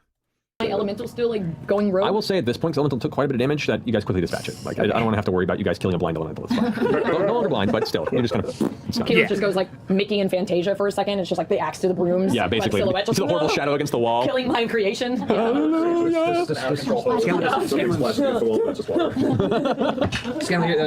your inspiration is a long rest recharge, not a short rest, right? Short rest. Oh, Short rest. If we take a short rest, you can inspire us when we do this. Yeah, we should probably, if we can, take a short Just rest. breathe. That's a half hour? Yeah, that was hard. I want to sit down. Just so you guys can think about your process, know exactly what you're doing. We do need to discuss Right. this. So you guys, while you're taking a short rest, you can heal up Prepare. with your Sweet. Hit dice. favorite dice. All right. Also, need everyone to make a Constitution saving throw, please. it's so hot in here. It's so hot in here. Do I with the fire on the death board? You're fine, actually. Yeah, and me with the mantle. This is a little more than the usual mantle. 21. Also, you have to make it as well. Vax, just make it with advantage. Do I get with advantage because the mantle or no? Poop. 21. I'm sorry. 14. 21. 19. 25. 14. Okay. Scanlan? Scanlan. I rolled that poop thing again. So both Scanlan and Keyleth gain a point of exhaustion. Wait, do I get advantage? No, I don't. You do not know. His hit dice is horseshit. I've got 3 twos. Sorry. You've got a lot of hit dice. I do, but still. All right, so that's a... So we could add 5 to each hit dice you roll, too. 4. Your Constitution modifier is... Yeah, that, now I'm up to the top again. I went through 2 hit dice. I think it is hard to necessarily say mana follow. I think the players definitely know that they're nearing the end of the campaign. Like, they're prepping the essentially weapons or items to use against the final boss. But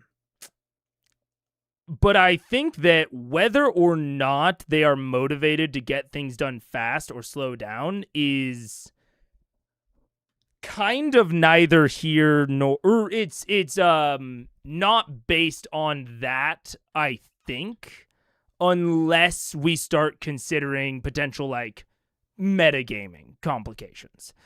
Right. The like the pressure of,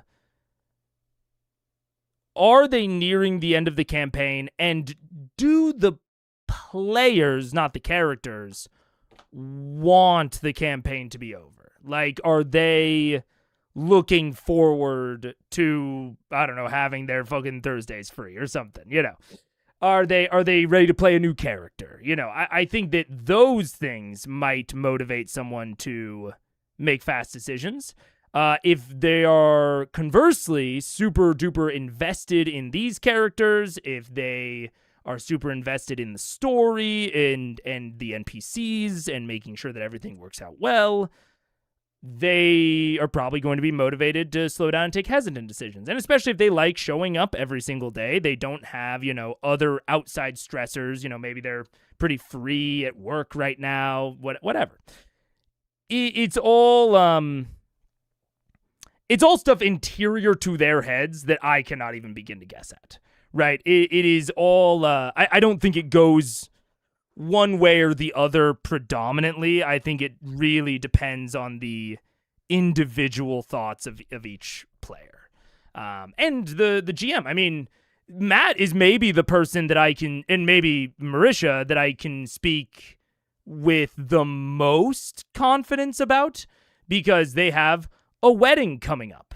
And it might be nice to for Matt to not have to focus on prepping as much, or, you know, be able to focus more of his attention on the upcoming wedding, or even on campaign 2, right? So I think for Matt and Marisha, just from what I can observe, they might lean towards getting things done fast and away from slowing things down. But I couldn't even begin to guess for the other players. If you're if you're like the DM here and you know your players on a personal level, you'll probably be able to judge that better than, you know, we can judge it watching them on the screen, you know. I wonder if it's something Matt has to take into consideration while running the game. I mean, I think it absolutely ending a campaign is a very unique portion of running a campaign, I guess, is how I would phrase it. It's a very unique, it has unique motivations, and I think it depends on how trustful you are of your own setup and prep. Like, how much does Matt trust his Vecna Ascension timer to actually motivate action on the part of the players? Because even if he wants to get things done fast, sometimes going fast as the GM, you can skip over things that need to be played out and end up slowing things down even more. So,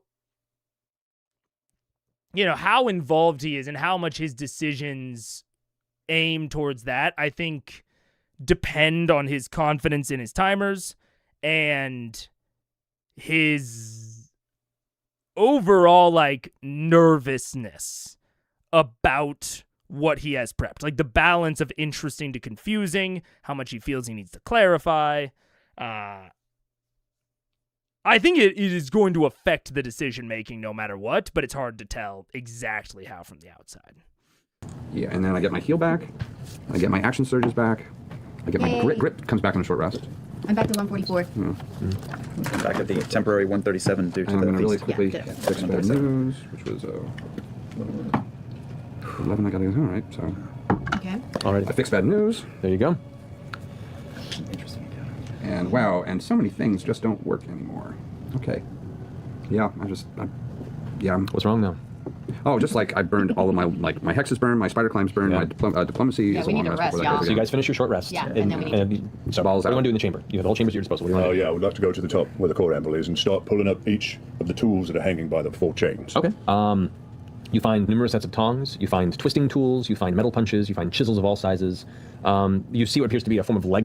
I will say, if we want to talk about a detail, like a specific decision, Matt not ending the session at the end of that combat, even though it ended at like 3:45, essentially, the fact that we're still going, I think means that he has either prepped this or he is going to make some in-the-moment decisions to make creating these trammels go pretty quick.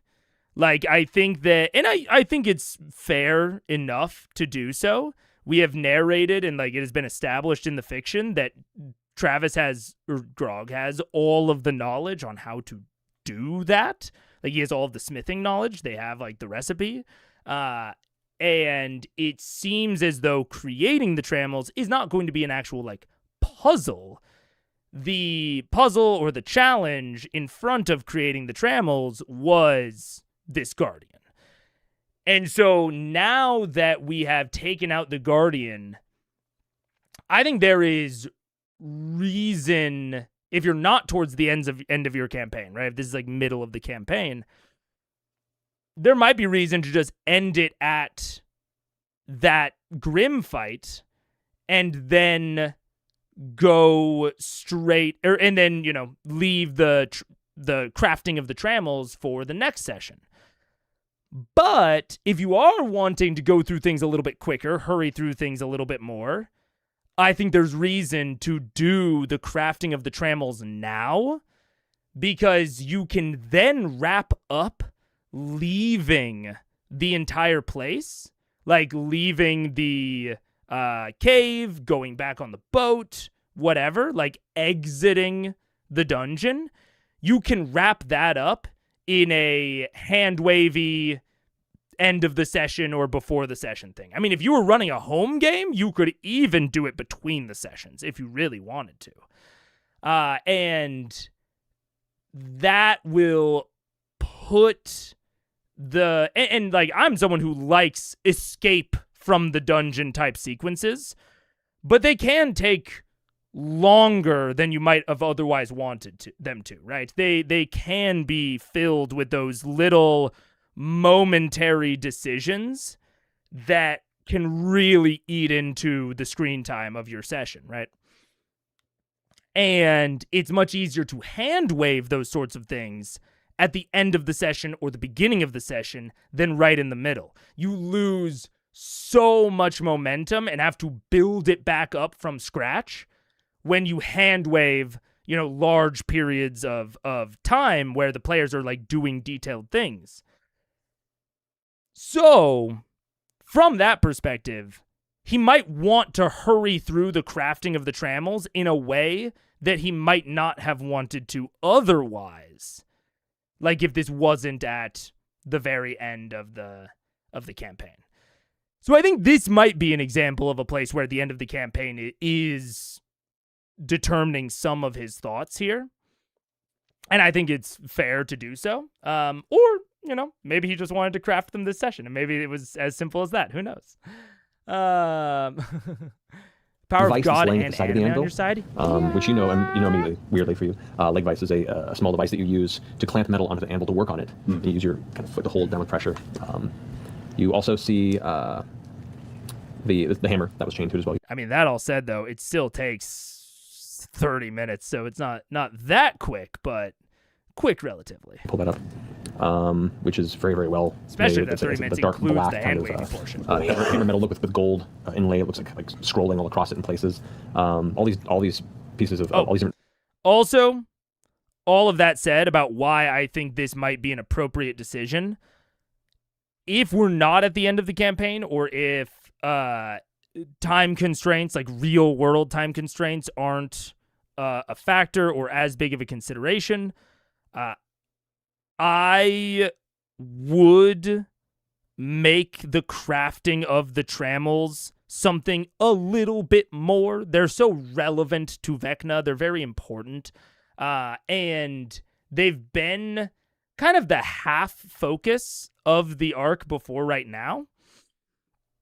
And crafting them quickly with just a long series of narration and maybe a few rolls, I think is a slightly, how do I say it? I think there's a lot of missed opportunity, both in terms of like plot significance and feel. I think just like crafting them kind of offhand very quickly and then hand waving the way out does sort of lower the plot impact of receiving these things.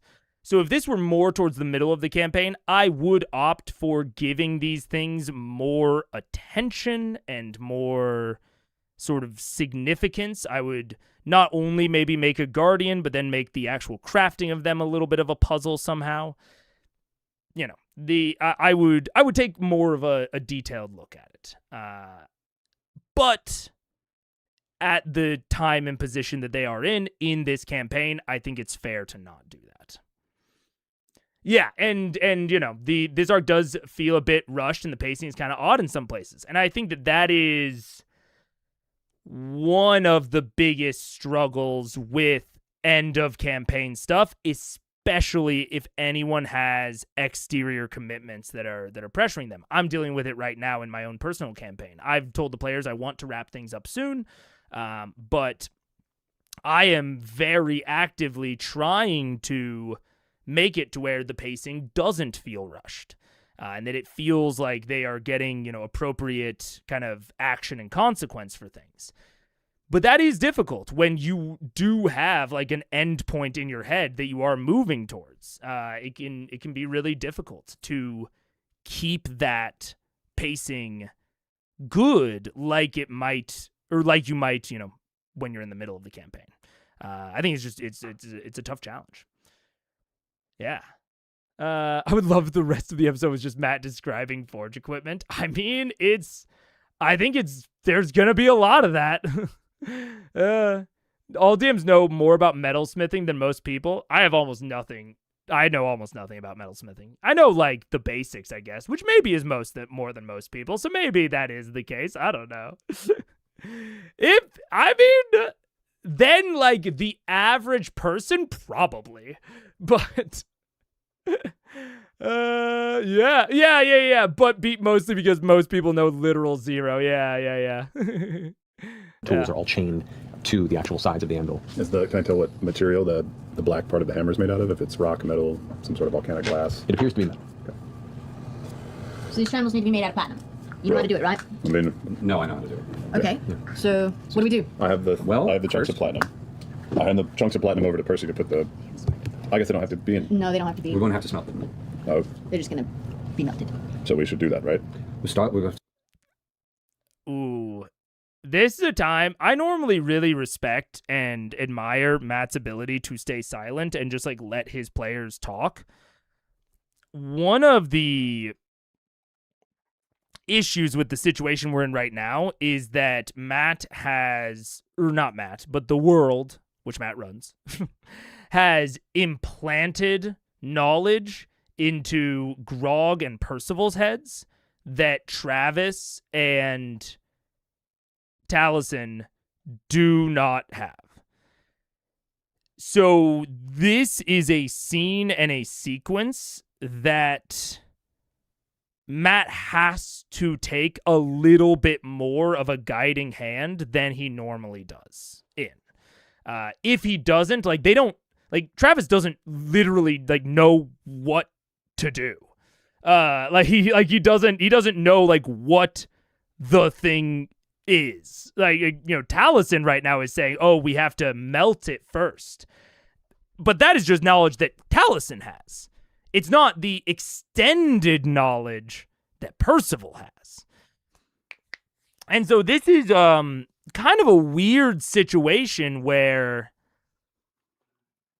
you have to guide the players a lot more than you might otherwise, because their characters have this knowledge that the players don't have. It's a reverse meta situation that is normally not super relevant, but in most of the places where it's not relevant, it normally does fall down to a single roll, right? If we're talking about knowledge that a character has, that's like a history check or a nature roll or animal handling, right? Like, I don't know how to calm down a cow, but if my character has proficiency in animal handling, maybe my character does. I roll animal handling. We see if my character has that knowledge to attempt that.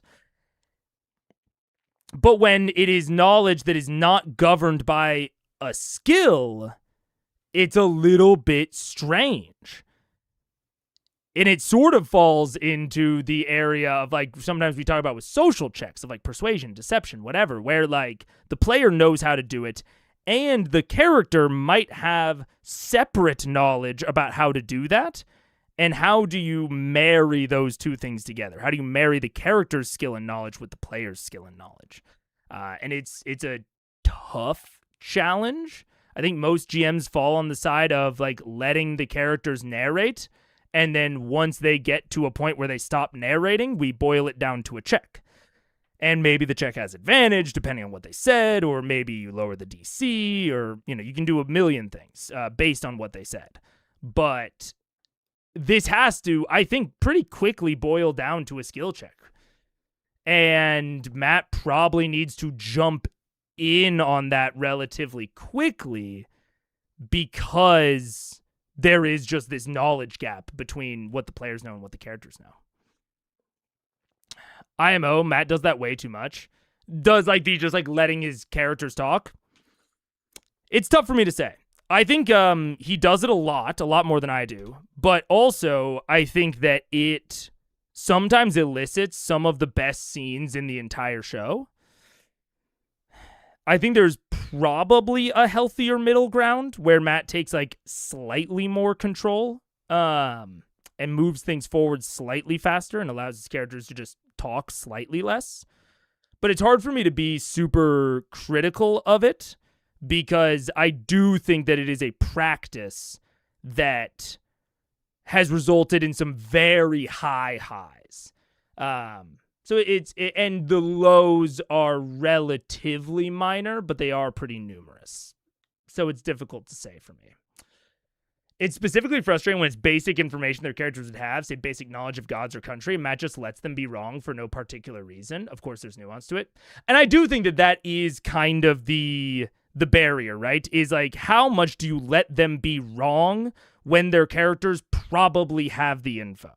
I think he's good at staying silent in general, but probably does need to take a more active role when it comes to addressing things that characters know that players don't, like in this sort of situation. It's definitely very, very nuanced in both directions. Why skill check something that he needs to do and that has to happen for a story? Well, that's a great question, Sarah. And that, that gets us into a whole...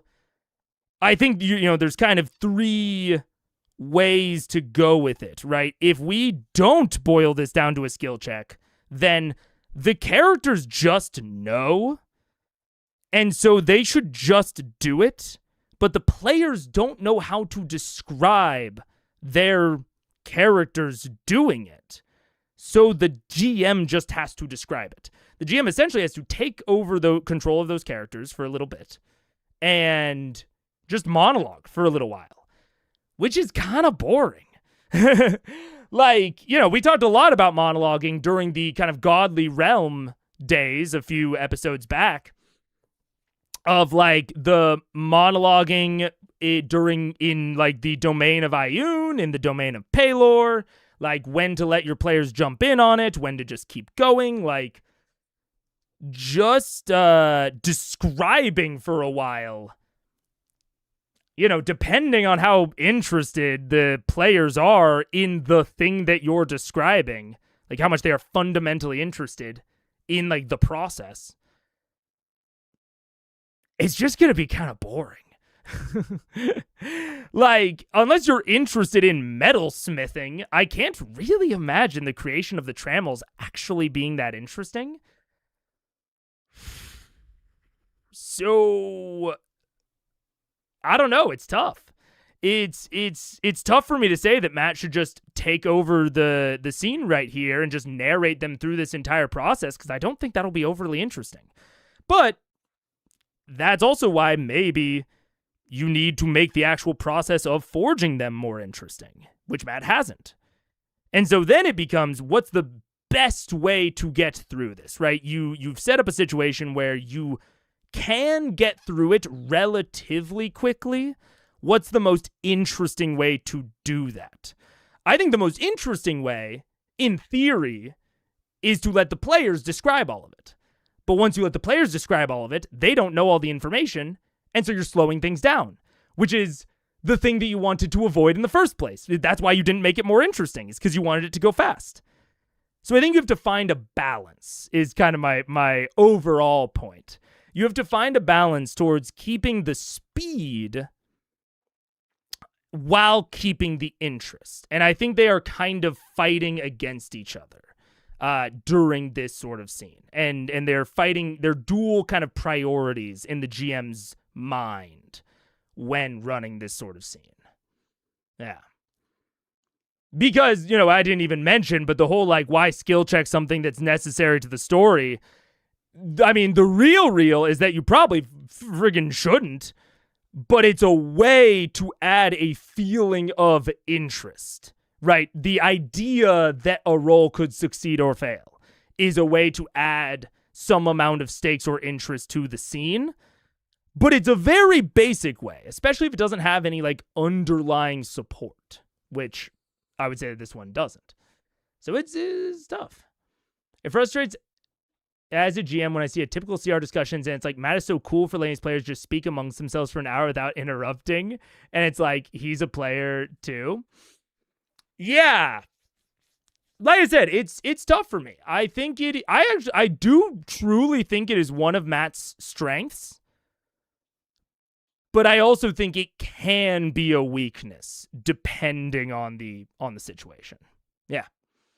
How much should the DM spell out the check types going to be used so that buff spells could be used if PCs remember those spells? Ooh. that's a well. That's a can of worms.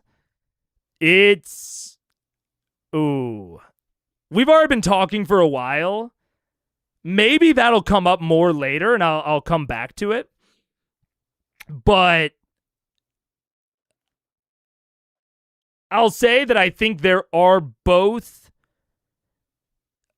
positives and negatives towards both. I think it is partially a stylistic thing and partially a skill thing. So I have very complicated feelings about it. I think there is some personal preference, some skill, and some contextual factors that all have to be considered. And I could consider all of them for this scene and probably come to an answer, but that would take a while of just like thinking through it, frankly. Yeah. Yeah. 5 years of taking 10. Brand has no problem taking you over to carry scene. That is true. Instead of adding a roll check for interest, I think this is where you need to ask Grog, what does this moment mean to him, and how does he feel about it when he does this? Turn it into personal roleplay. I think that is a fair direction to go with it. We do come back to like Matt is mostly narrating what is happening then. But I think it is a way to add interest to the scene. I think with this scene in particular, it's a little tough because I can't really imagine what this scene would mean to Grog. Like, he got the smithing instructions magically implanted in his head by a god that he has no particular relationship with. He doesn't have any particular relationship with the Allhammer. He doesn't have any particular relationship with smithing other than that he is strong. Kind of from top to bottom, the answer, like, what does this mean to Grog is, I'm glad I can do something to help my friends, if I had to guess. And that might fall a little bit flat. I think it's a very fair mental direction to go in, but I think it runs the risk in this case of kind of highlighting the shallowness of the situation from first principles. Of like, the fact that Grog is the one to smith this kind of doesn't matter. But yeah. No spoilers, but during the Seeker's Table portion of C4, I felt that Bleem did sometimes talk too much or extend moments that should be minor a lot more than needed. Can happen, especially with like a Seeker's type table where they're learning a lot of information and puzzling out information. Like, yeah, it can happen. That's a big nope from me. Players need to discover what types of checks will give the best results IMO. I think it becomes complicated because in 5e in particular, a player does not always know the check that a given action is going to proc. Like, so for something like Blades in the Dark, fully agree, because the players choose which skill to use in every situation. And then the GM sets essentially the DC based off of what skill the players chose. 5e does not play that way. So part of the skill factor for me is how well and how consistently you are able to pick checks for your players throughout the campaign. Right? How consistently are you able to implant in your players' minds, when you do this sort of thing, it will proc this sort of check?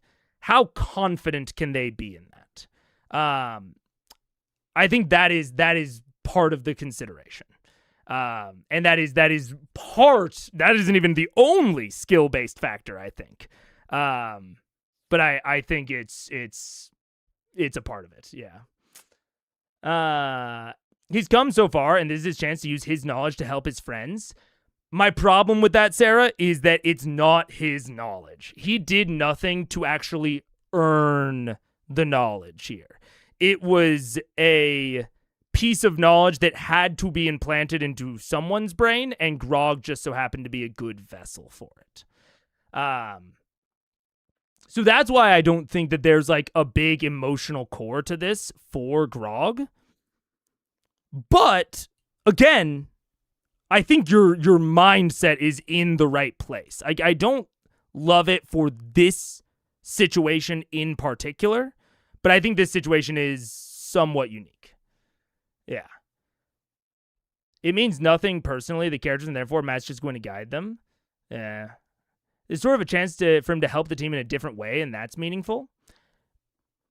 I think it would be mean, and this is part of like, this is an opinion or preference or style thing of, to me, it would be meaningful if he had done something to earn or build the knowledge. It becomes much, much less meaningful when it was kind of given to him randomly. Yeah. Arcana because master rule, history because it's an ancient ritual. Yeah. 5 doesn't play out that way. You mean players shouldn't just yell out charisma check? They aren't supposed to. Yeah. Yeah. It drained the quest they were on of tension because they just felt at ease listening to his NPC, while the bigger objective was like, if we don't find that NPC, they could die. Lol. That is why I use the word discover. Yeah, I mean, I think if you are playing the entire like game that way, if you're GMing in that way and you're good at it, I basically agree with you. But I don't think that's necessarily the experience of the average table. I think it's an experience that GMs should probably aim for, but I don't know that it is like average table advice. Yeah. I just remember Travis's big moment in the final episode, and I got excited for Mega. Lol. Regardless of how we got the knowledge, there's still plenty of room for an actor to improvise in roleplay a meaning. Doesn't have to be lined up perfectly, just enough to find an emotional justification. I think your hang-up here is not forgiving enough for the fact that this is D&D and not a novel. I have become much more conscious of what my players care about. And this might be like a table-specific thing to me, although I think that if it's not a majority of tables, it's probably a healthy minority of players that are not interested in the experience for its own sake. They have to like have something underlying that they care about there. And the distinction here between you and I might be in our interpretation of how much Travis would care about the fact that Grog is able to be the singular force, like really helping his friends here. Like you said, regardless of where the information came from. It's not... I actually think if this was Vax doing it, I would be a lot more open to it as like an underlying plot point. For Grog, I see it a lot less. And like I am the type that is interested in the mystery for its own sake. I'm interested in like the plot for its own sake a lot of the times. It's actually very easy for me to get me to like care about a thing that you are showing me. I'm really easy when it comes to like biting on a hook as a player. But I become very cognizant, and especially like reviewing tape and footage of the fact that that is not necessarily ubiquitous. And that it can really hurt the momentum to place too much narrative weight on a player when they don't care about, when they don't have like a particular thing to like really care about in the scene. Now, that said, I do think that is less of a problem when you have 6 or 7 players. I've become very cognizant of this in how it burns out players when playing at small tables. So, like, I have 3 players at my table. They're each taking a third of, like, the narrative, like, weight and care and effort. And I am really witnessing, and it's making me think back to, like, previous campaigns and kind of certain aspects of them, and I've gone back and watched some tape. It's made me really realize that, like, it's not necessarily that the players can't do those roleplay moments, especially when they are personal to the characters, but it is draining. It is, like, abnormally draining to the player, to my players, and, like, to try and have them continue doing, like, complex roleplay, again, with fewer players afterwards. They tend to get a lot quieter, even if their character isn't particularly quiet. They tend to not jump in as much, right? It's a quicker burn, I think, on their investment and attention. Now, in this particular circumstance, again, there are 6 players. It's probably less of a big deal at this table to, like, put them in a roleplay situation that they might not necessarily care about and, like, expect them to carry it through. But I also would be hesitant to do that sort of thing at the end of the session, because they're already going to be nearing empty from all the attention and care that they've given it ahead of time. If I was going to do that, I would probably have ended the session and put this at the beginning of the next session, and still tried to go through it pretty quickly, but started off the session with that, like, strong moment from Travis. Now, there's arguments against doing that, namely that if you start it right there with Travis, he's not as warmed up on his character, so I think there's kind of a decision point there of, do I want him to have, like, more energy and attention, or more time recently in the mindset? And I don't know there's necessarily a clear answer to that sort of thing. Yeah. But yeah, I don't know.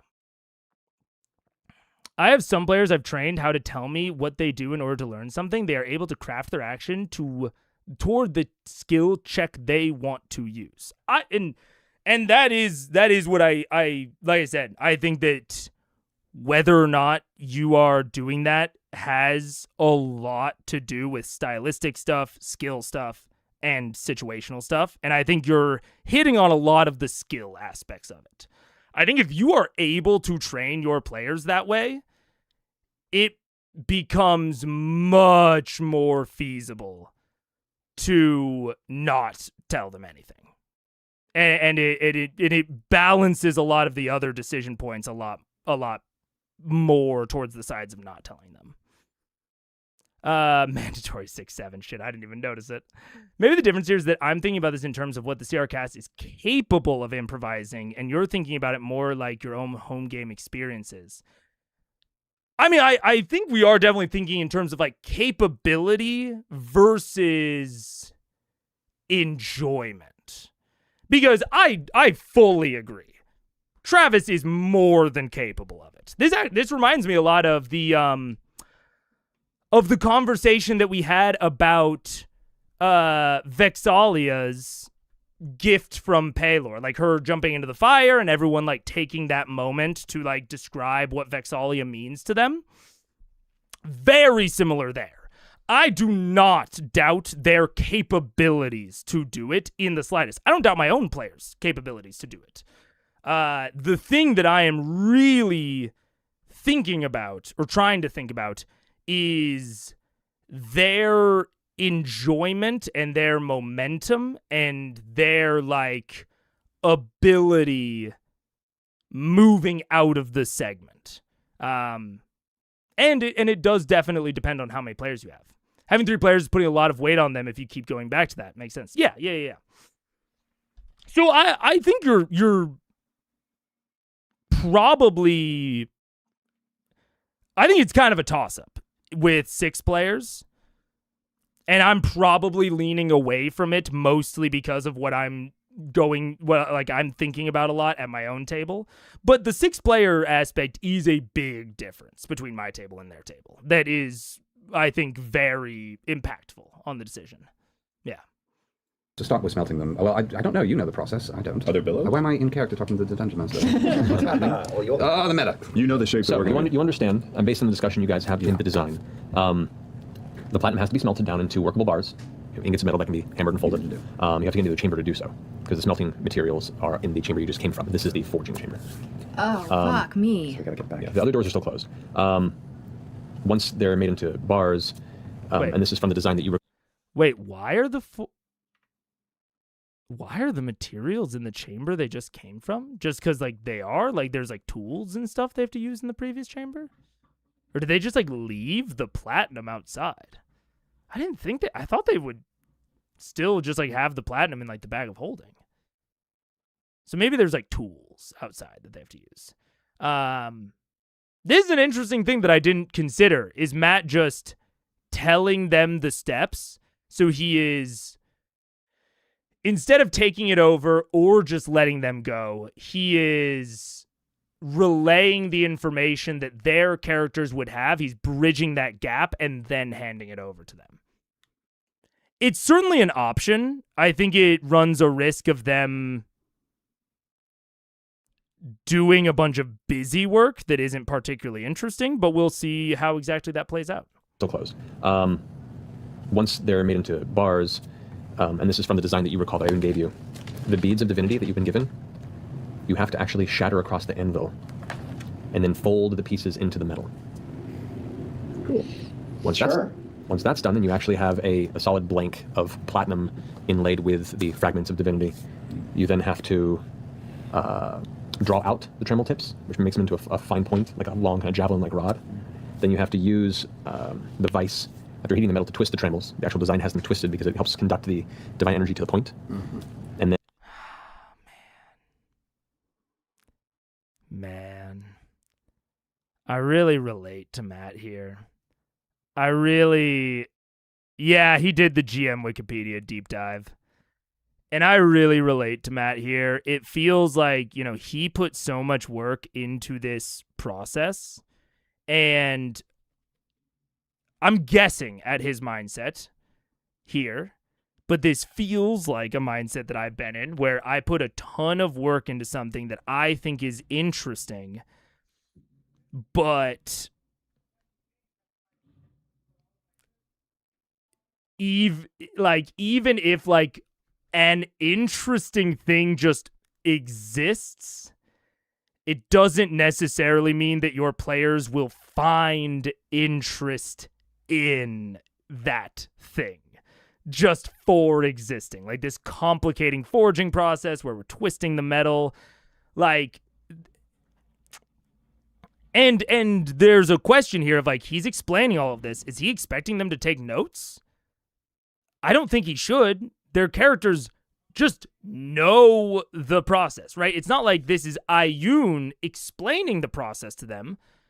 And so you can kind of test player and character memory as sort of the same thing, or you can, you know, test their note-taking skills or what have you.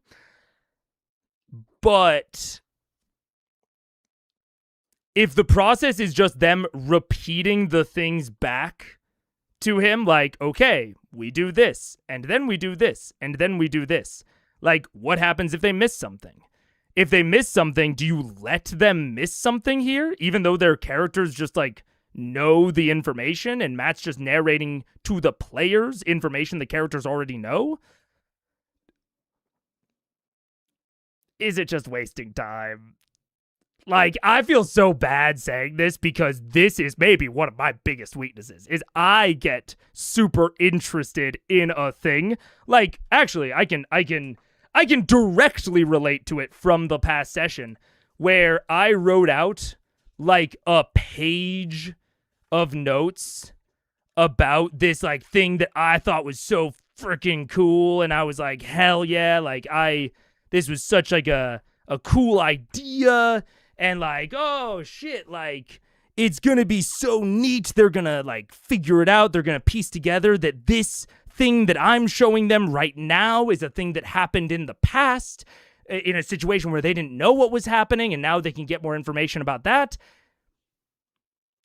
And the shit of it is, they didn't care. They didn't care. And so they followed through on the scene. They were pretty invested in the scene, frankly. But they didn't care about how it tied into all these other things. They just didn't think about it, right? They were in the scene, and they were not thinking about the wider context or ramifications of the scene, right? But that was because they didn't really care about the further ramifications, at least on the surface. And so it's tough. I think anytime you like explain a thing to the characters and then they're like, okay, I do that. You know, I don't know. The lore is cool, and for a like lore explanation video would be a great watch, but not so much a D&D session. It's a big difference, and I think DMs like me, again, this is like one of my biggest weak areas, is I think we think a little bit too much about our world building in terms of lore explanation videos, and not necessarily how it actually plays out at a table of D&D. It also does, it depends on your players. That's why Campaign 4 split into 3 separate, tables. It does depend on your players. But, yeah. Yep. What you gotta do is have a knowledge on deck for when your success or failure rolls. If you even want to, break it down to rolls. That's the question.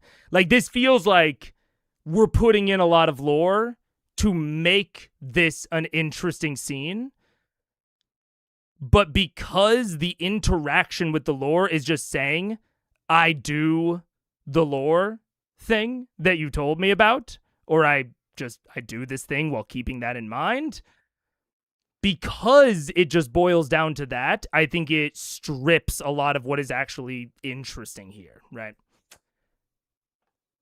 Yeah. Two-step crafting process gets boring. More than a two-step crafting process gets boring. I think you're probably right. Yep. Exactly, Manifollow. Yeah, the only response which feels reasonable is, okay, we do that, and then the process is a bit anticlimactic. Yeah. So I don't know. It's tough. It is undoubtedly cool. So it's a... I think it is a thing that I have to be watchful for in myself. And, we'll see how the players take it. I think they are more capable than most of taking this and making it interesting. But for the average table, I would hedge away from just telling them info that their character already knows, and then force them to like narrate it back to you. And using the chiseling tools, you have to work in the runes that match and channel the incantation that the Scanlan's book has. It's a multi-process step that's going to require both of you to work together on this, since some elements of it are blacksmithing, elements of it are tinkering. So we have to get into the other room first before we do any of that. Mm-hmm. Can I fly over and see if I can find any kind of apparatus that would... Make a perception check. And like the whole like they have to get back into the other room, there's maybe, there's a puzzle there, there's a challenge there. I'm just wondering if like there's actually a puzzle or a challenge to the actual smithing portion, I guess. He did cut something. Investigation. 30. Okay, 30. You glance up and you see, it looks like there were 2 chains that were originally down held on a, looks like a device, a crank device. However, the chain has been cut. Right. And is now dangling, and the other half of it's about 20 feet up in the air. Okay. And I'm assuming that I'm not strong. Fun strength check idea. Really fun strength check idea. Big ass door, the chain is cut, so now you can't use the leverage of the counterweight, and you need someone strong to be able to pull the chain, basically act as like a manual counterweight. That's fun. I have to pull on that chain. Right? That's a very fun strength check. I can You're try. assuming. I'm gonna try. So what I I'm do when still I like try a- Yeah, to you fly? can't, but you can't fly. Playing a tar. Oh, you're right. I can. Yeah, I still you wings. fly on one and Big I'll try to do the other door. one. Okay, You're yeah. fucking shit. Okay. You can try to command the Guardian. So planetary form, go ahead and make a strength check, please. I am looking right now. Yeah, what my strength plus is 7. 24, so plus 7. Again, Wow. You should Why just put again that, with put the that one away. threes? Put that one away. That's a. 10. Oh, I rolled a 13. You two tug on those chains, and they are not moving. Can the Guardian do it? Hey, you that was attacking us. Can you get those chains? Make a persuasion check. Really? Yeah, it wasn't a very persuasive thing to say. No, that's 14. 14. It makes no motion change, nothing. Sure. I'm gonna take the. Was there a chance that it would? I guess it's not the craziest thing in the world to think. I guess I'll put it this way. If you're rolling for that persuasion check right there needs to be a chance that the robot says yes. Yep. You got any big bees left in you? I could do one if we really need it. What's Big- wrong with Grog? You can't do it? Yeah, I was too gonna say, high. He could do one. We could get him up there. Can I take? Is the end of the chain able to where I can like pull to at least make it reach Grog or no? No, you don't have the strength to pull it down, though, with that strength check, unfortunately. Can you You're big still B1? too new to the form. Big B1 and the rest of us can somehow, maybe Vex can slowly pull Grog up to that thing on your Or broom? she could probably lift Grog That's up. right. Can I That's fly right. Grog up? Can I you go just and like? dangle? Yeah, you can lift Yeah. it. It's heavy as shit. Okay. So it takes you a minute. It's just a slow pull. You feel like the Yeah, veins like bulging on your And you blue would roll skin together, forehead. maybe Just, get one chain. Kicking my feet, which doesn't make it any easier. you know, Doggy paddling. Really help. but you do get Pulling a up. dog over about that. Wrong, you grab the chain. Make strength check. Hold on, I'm not still raging. Can she unfortunately. assist him since she's like Can still be pulling? raging if you want to. I'm just. She's very angry about it. I don't know. 23. So, as you look at it, you grab the chain, and kind of like and rappelling down, you begin to find places in the stonework and metal on the side, and kind of hold on with the other hand. Pull as you do, you watch the one on the opposite side, move up on one side a little bit, and get stuck. Should I big be the other? Yeah. Yeah. All right, I'll have to do it at level 7. Oh God. shit. Okay. We're so tapped out. Yeah. So, Big B's hand appears, rushes up to the chain. Go ahead and make a d20 roll and add an 8 to it. Big B does a curl. 21. As Big B pulls, the other side, the door, the wall on the opposite side adjusts, and both chains now, Grog and Big B's hand together, pull and pull and pull, and slowly, as you're both kind of pulling across the metal and dragging it downward, the opposite wall Oh, wait. opens up. Oh, wait. What? Is this an ability check? Yeah? I'm exhausted. Bigby isn't, though. Big B isn't, you just, Oh, good. Oh, good. it's a check for the spell, not for you. Nice. Okay, good. So together, you both eventually bring the chains to the bottom, and you find one of a number of hooks on the floor area where you can go ahead and wrap it around and hold it in place. It's tenuous, but it's holding. Okay. And so the large metal door on the opposite side is currently now held up about 12, 13 feet up. It's only part way up right now, but that's all you need at the moment. Okay. Shall we? Grog and them let go. Is it gonna slam shut? They found large rings and hooks to hook them onto. Oh, I'm done. But I've That already sounds like darted it was on just. We hurry to the other room. We heard to the other room. If we can get any inspiration, too, before we start this process. There's no inspiration. Oh no, he Short rested. rest. Yeah. Well, I mean, like, You took a short rest, so he has his inspiration back. let's just smelt for now and then. Yeah, we'll smell first. And now I can do my concentration. Let me burn another spell of doing Cat's Grace on you. Oh Okay. great. All right, so That you have kind of fell catch to the grace. wayside I before. don't know what that is. You have advantage on dexterity based. Oh, that's right. ability That's the one. checks. Thank you. So, with that, let's see here.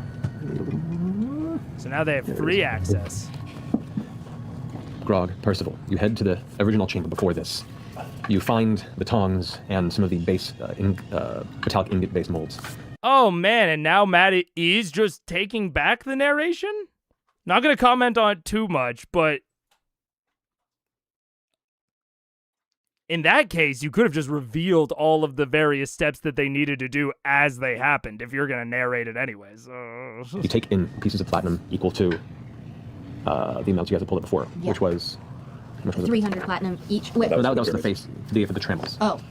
Would those little pyramids work to make the trammels? Or Yeah, they we'll need use more? No, it's a different... I have- There's other molds there with the smelting device. I got 4,900, 4,920 platinum. If I recall, it was 1,500 platinum per piece, I believe. Okay. Well, I have like whatever. There's enough gold. So It's just- 4,500. Yeah. Sure enough for But 3. you guys made the platinum transition when you were in Valley. Yeah. So. And the reason it takes so much is because even the natural platinum that's out there has some impurities in the process of the creating. So you guys have to repeatedly go through and burn and pull out impure segments of the metal as it comes to the top. Make And sure you use some of those pyramids we made though. Yes. at another point of like, man, do I get it. It's you want to present like, I've thought about this. I know about this. You have to get out the impurities. Got it. Just got it. So we don't waste that platinum that we melted into The triangles. first thing that went into is melted. Yeah, so Grog, you should go ahead and make a blacksmithing tool check. Okay. This is with my proficiency bonus and my proficiency bonus. Dex. It could be dexterity for this. And which you have Which I have Correct, so you get to roll twice. 1,500 per trammel Yes. of platinum. Yes. Okay. Okay, so we're fine. under there. Yeah. Also, the checks could be relevant. Like, even here, if the failure mode was just wasting time, and if the whole they can't breathe thing was something that we hadn't basically hand-waved at this point. But at this point, everyone is just kind of passing around the goblet of water, water breathing, and calling it good. So I think that if that process was a little bit less just constantly feasible, I guess, then maybe the blacksmithing checks would make more sense because they would take up time, during which, you know, if you have another method of breathing down here that's maybe more time limited, maybe that would matter. But what's the failure mode here? I guess they waste some platinum. I don't know. Can you get your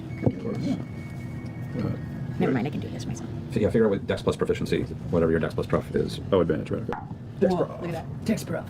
Dex prof. 19. Oh, do you want me to inspire you or anything? Do we need anything? How long does inspiration last for? Up to 10 minutes. Let's wait till the final. That was with advantage, yeah? Yeah. All right, so it takes you a good, 420 platinum. we'll say 20 minutes or so, 30 minutes or so per ingot to get all the impurities out, to heat it and to scoop it out. Eventually so you can form 3 bars of pure platinum to the level that you know the requirements of the trammel are. All right. So you look around, you don't see any areas here to cool the metal. You didn't get a good look at the other chamber necessarily to see if there's something for it. I mean, I still have the alchemy jug with the water in it. I might shatter It's been that like jug. sloshing around now, probably. There's probably everything we need in here if we take a look around. Do you need water? We do What do you need? We're going to need water. Can I fly around and see what we can see? You glance around, there's the 2 machines over there that are still...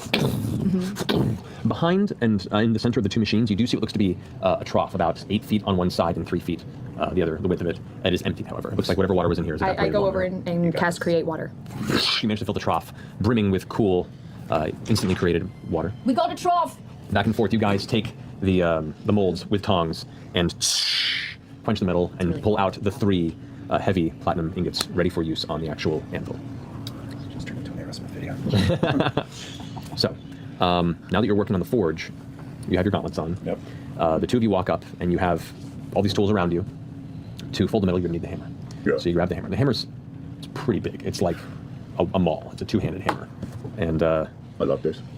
so, you need the beads of divinity for this next stage. Who's got the beads? I got a bead. I've got a bead. All right, so you Sweet. take Right. the Ioun one, which is a faint kind of whitish gray glow. You place it in the center of the anvil. Go ahead and make a strength check, Grog. Can I go into a rage? You may. That'll be probably. That's even better. 25. 25. With a giant echoing yell, you bring the hammer down and you watch a flash of bright, vibrant, white, faintly blue light just flicker and beam across the room. All of you for a second have to kind of hold your eyes and look away, and as you come back, the hammer is just on top of the anvil. As you pull it back, you see where the bead was. There's now a crushed dust of the same color, roughly about the size of a plate. None of it's scattered away from the anvil. It is just a crystalline, diamond-like That's powder super that good. remains. Do we fold this into one of the ingots? Yes, we do. One at a time? One at a time. All right. All right. So with you holding the tongs and helping him, you take the hammer. I need you to make a blacksmithing tool check. All right. That's up to Dex, right? Okay. This is with strength on this one. Oh, This strength? is hammering Even the better. metal and folding it into the metal.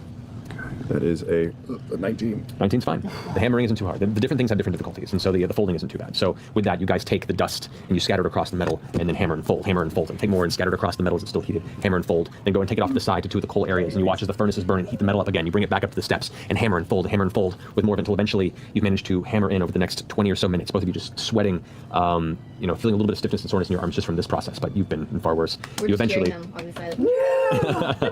Get it! You Hold that eventually metal. build a rod blank for your first trammel using the bead of divinity from Ioun. That is complete. Nice. So, who's next? Whose God. bead is up next? Oh god. All right, here we go. All right, so you take the faintly kind of yellowish, God. glowing bead of divinity Somebody from rolls. the Dawnfather, place it onto the anvil, make another strength. Wait. So they made a blank using the bead of divinity from Ioun? So they're only going to have two? The one from Palor and the one from Raven Queen?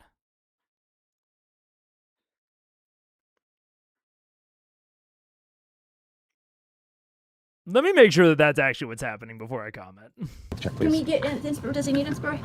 You're doing all these strict Persistent tests? rage. I'm just raging balls. You still have an this whole inspiration time. on you right now? I do not. So, Scan that. scan the monster. Do you want me to inspire you? Yes. All right, I will. Okay, he doesn't mean like a mold.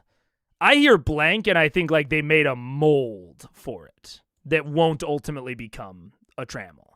But this is just like, this is more saying like they're in like it's like the pre form of a trammel. I go up to Grog and I tell him, Grog, I'm going to tell you some words of wisdom that I learned from a book once. A wise man said, "The man who hast smelt it verily didst also dealt it." Wisdom. Unparalleled wisdom. Ah. So advantage on you're still raging on this? Oh, that's amazing. Yeah. 25. 25 again. Yeah. 17 plus 8. Both times you hit 25 and the DC on this is 25. The shadow on the shade here. like it. So Fuck with this up. Pelor's You didn't think you beat needed of that divinity, inspiration. you slam down a second time. This time you guys see a flash like you stare into the sun for a split second.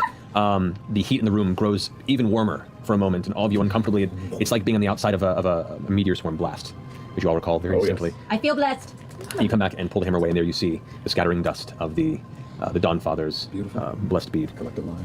No, it's good. The two of you then go ahead and take in the next ingot, and you heat it up, bring it back to the anvil, and begin to fold, scatter, reheat, bring back, fold, scatter, repeating the process until you get all through. I need you to go ahead and make another blacksmithing tool check.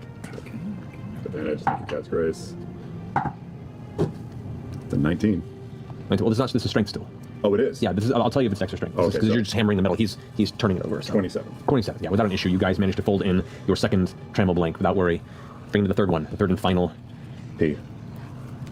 Producing and placing onto the anvil, back to leave behind there, the small, jet black, kind of smooth, oval bead. I reach into my pouch and I take out one of my P's. No, that I don't got, do it. And I just put it on the Don't anvil. do it. Oh, no. Get it off of that, Grog.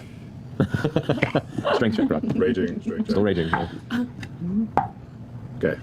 It's inspiration time. Grog, Oh, God. inspiration time? Yeah, I'm going to use the dice. Oh, I see. Because you didn't use it before? No, you haven't used it. It's a 24. 24. You slam down, and you pull back the hammer, and there it remains Oh, okay, you can just try it again. unshattered. Try it again. Try it again. But my arms are really sore. I need a massage. I'm Yeah, gonna go. help me. Help me. Muscles. Grog. Oh, man. Travis the GOAT, like, actually making it interesting. Because, like, I was about to pause and be like, okay, so we're just going to make the checks until it succeeds? Like, or, like, that's just taking up our time at the table. That's not, like, doing anything. And thank God for national treasure Travis Willingham looking at that failure and saying, I need to do something. Like saying, like, you know, everyone's just like, oh, try again. And he's like, oh, I don't know. I think I need a massage. Like, he is taking an action that should have a consequence but didn't, and just creating his own consequence, like out of thin air, which is incredible. It is fantastic work. Yeah. If you do this, I will give you something really cool. Really? Really cool. By whose standards? Yours or mine? Yours. All right. Do you want to inspire him against Gunnan? Yes, I do. I will sing to him. Pour some platinum on thee and get it on an anvil. Pour some platinum on thee. You need a trammel. Take a d12. All right, Grog, as you try again, putting the large maul hammer up. No, come on, Gil. Come on, Gil. Oof, that's dog shit. Something really cool for you. Oh no! Yeah, that's not. I'm not even gonna use the inspiration because it won't get us there. Try it one more time. Can Well, you try no, again? hold on. 5, 13. Oh, you want I would have to roll a 12 of a d10. You'd have to roll a 12. Try it though. It's up to you. 10. Oh, motherfuck. You slam down with the second hit. Oof, as it hits, the reverberation of the impact fills the room. You pull the hammer back, and there it remains. But you do see a mild crack through its form. I'll try one more time. I mean, at least good for Matt in giving some progress here, because yeah, I mean, we could just sit here doing this all day. It doesn't seem like there's any downside to it. And I mean, I say good for Matt in showing some progress. It would be better if that just wasn't necessary, but if you find yourself in this situation and you've already established that there is no consequence for failure, then at least it is making guaranteed progress through it so that it will eventually end. Like, it's not the sort of thing you should plan to do, I think. But if you find yourself in this scenario, it's a decent strategy out of it, I guess. Oh, no inspiration. Fuck this up. Can I do This is anything like, to you probably help got 3 tries him? and then it's like No. ruined. No, let's just do it. Can I give him guidance? Nope, that's a. Do you get any more inspiration, That is Skyman? essentially- Inspiration, Yeah, let's go. all the time. No, We might need it Really later. Hold on. check. Let me try it without the inspiration. But it would We get might rid need of. It would get rid of. Let me try. Without the inspiration. If you give him guidance, he'll give him an additional D4. You Yeah. said. But it would get rid of his cat. But then you just cast. Oh, yeah, it's concentration. Yeah, let me do it Not straight for up. this one. No. Let me do it straight up. No, give him. It's a cantrip. I'm gonna give you guidance. I'm doing it. Guidance. So as you're doing this, Keels comes up behind and then touches you. Come on, Grog. Come on. That's my guidance. I didn't need it. 25 on the dot.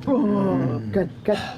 What could have been only 2 trammels. Oh my god. You barely managed to succeed in properly shattering and not ruining the 3rd bead.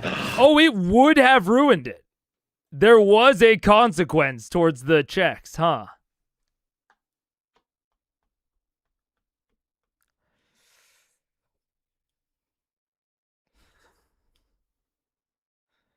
Yeah.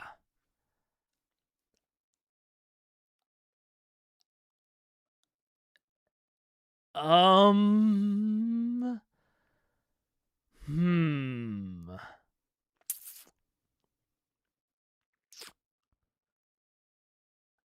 I will need to marinate on that a little bit. I did not remember that. No worries. It was a thought that was in my head. I just didn't think it was likely.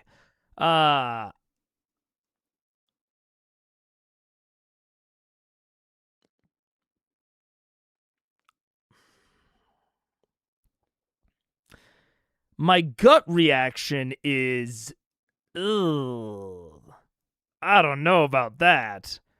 My less gut reaction is, well, maybe. I don't know.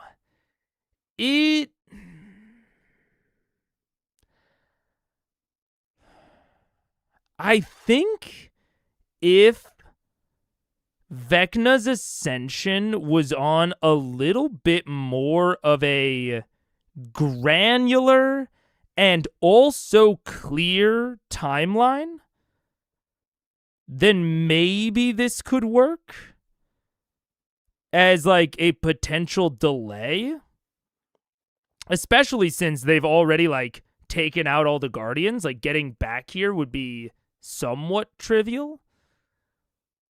Which is like good for them potentially being able to get back quickly if they were to like say like, oh no, we only have 2 trammels, we need a 3rd. Let's go get another one and then come back again.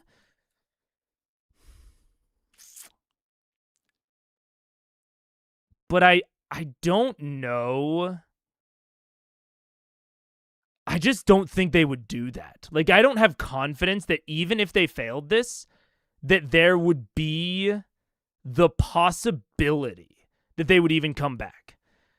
Which means that this whole time, the amount of beads that they brought was not going to be equivalent to the amount of trammels they would gain, but would be the maximum number of trammels they could gain, which is very much not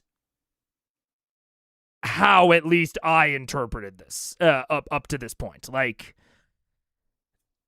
I can't speak for the characters, but like I did not foresee any level of risk to them like not coming out with as many trammels as they had divine beads. Like I did not foresee that as even a possibility.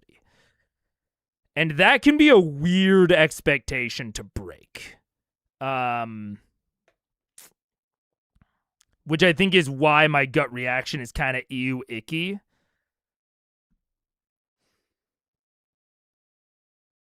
But I don't even feel necessarily comfortable like committing to that position. I'll have to think about it more because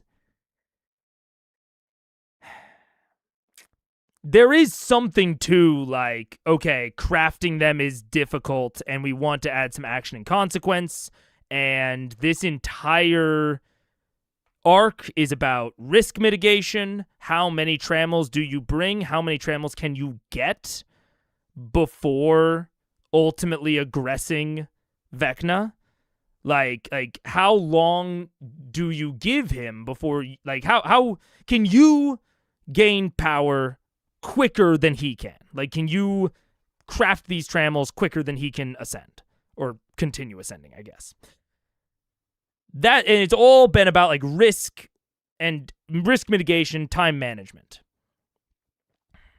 And in that sense, something like this of the trammels potentially not being created, I'm not like against on its surface, but I think that boiling it down to a series of skill checks, even though there is something interesting there of like the other party members have to try and contribute to the skill checks, just making it a series of skill checks,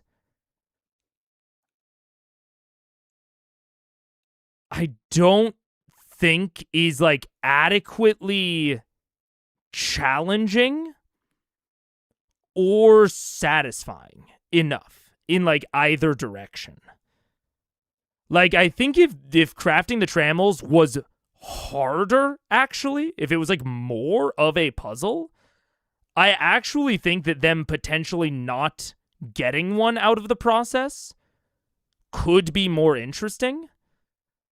But if it is simply that, oh, I failed one of like 5 skill checks, like the dice were just against me, that I think is not necessarily fighting against the themes of the arc so far and like the challenge of the arc, but it is very separate. It's saying like, despite your time management and despite your risk mitigation, the dice were just against you. You just had bad luck. And I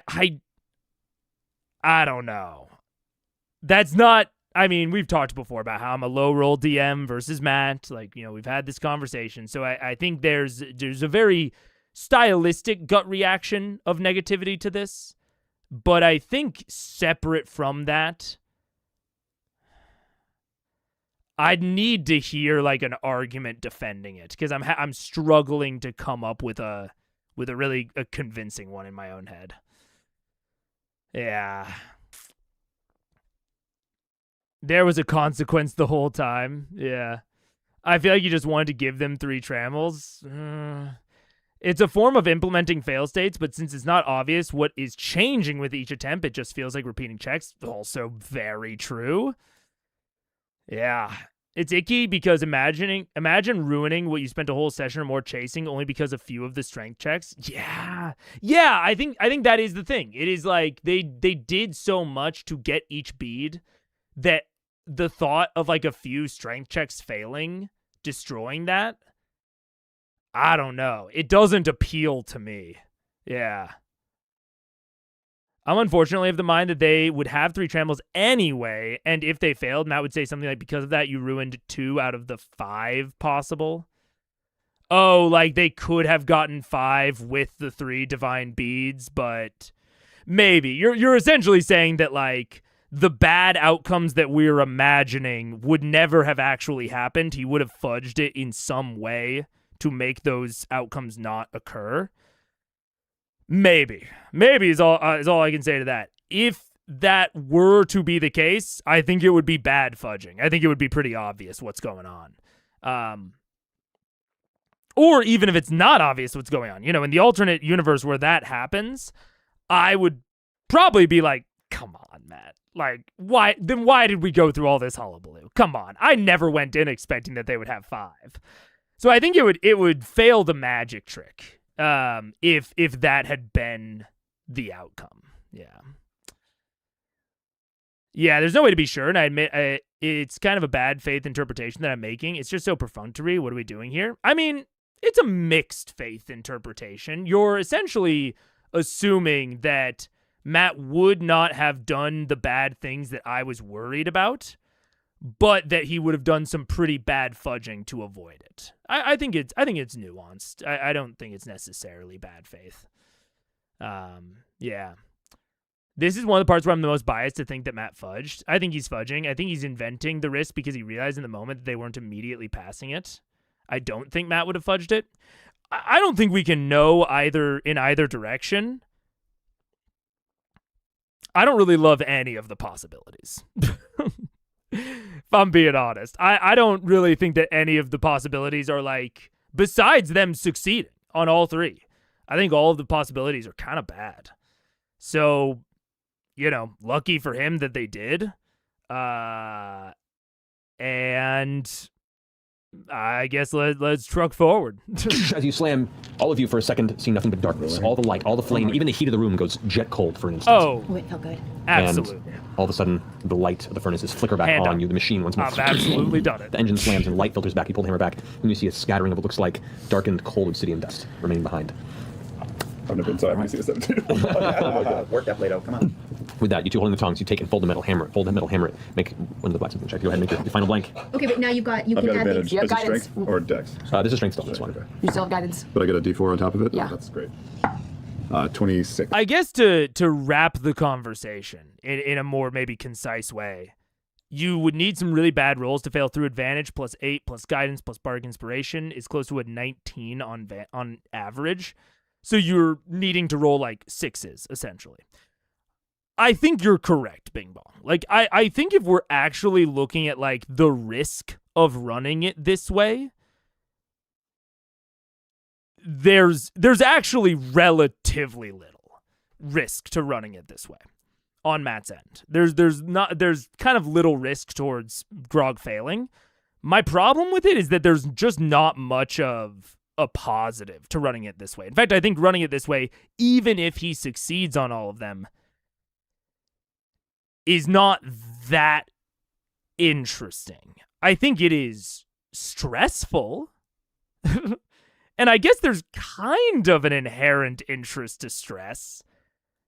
But I think there are other better ways to go about it. But I think it's fair that, like, on average, it's very unlikely that they fail this series of skill checks. So it almost makes it like what are we doing here? Like, let's just skip this and get through it and move on. If it's so likely, why roll? That's kind of my kind of concise ending to it. It's like, fair enough, the bad future potential consequences aren't very likely, but I just don't think there's a lot of good to be gained from rolling there in that case, especially in that case. Without the other stuff. Without an issue. So with that, you fold and you have your 3 finished trammel blanks, each one infused with the bead of divinity.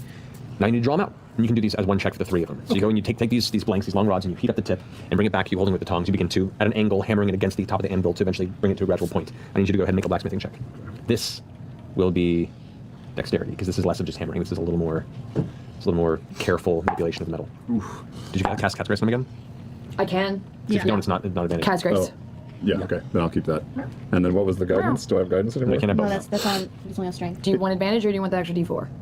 I mean, Oh, you get D4. So he can still add 1 D4 on this? No, Pick but one. Scanlan can give him. it's a 15 with advantage. It's a 15? It's... Because the Yeah, blacksmithing... inspire him. Well, you have to inspire before he makes the Because it's my dexterity modifier plus my proficiency bonus, right? Yes. For the blacksmithing, Yes. yeah. So, Stop using heals. you are helping with this. Oh God. Okay. Jesus. Yeah, we'll get to you shortly. All right. So, as you begin to hammer it out, it's getting a little fragile at some points. I'll let you make one more check, so you don't ruin one of the trammels. Advantage, right? Advantage. Advantage and inspiration. Sure, yeah, I'll inspire him again. All right. He needs as much as you can give him, Scanlan. This is dangerous. I will give him every inch of myself. Oh, So That's 1. 1 by 1 by 1. Yeah. Oh, good. that's better. Okay. 20. That's a 24, so I use the inspiration? Yes, Yes. you Let's should. just use it. 29. 29. So this time, seeing where the imperfections were in the hammering you initially did, and curving and bringing fragility to one of the trammels, you double back, heat up, and correct the mistake.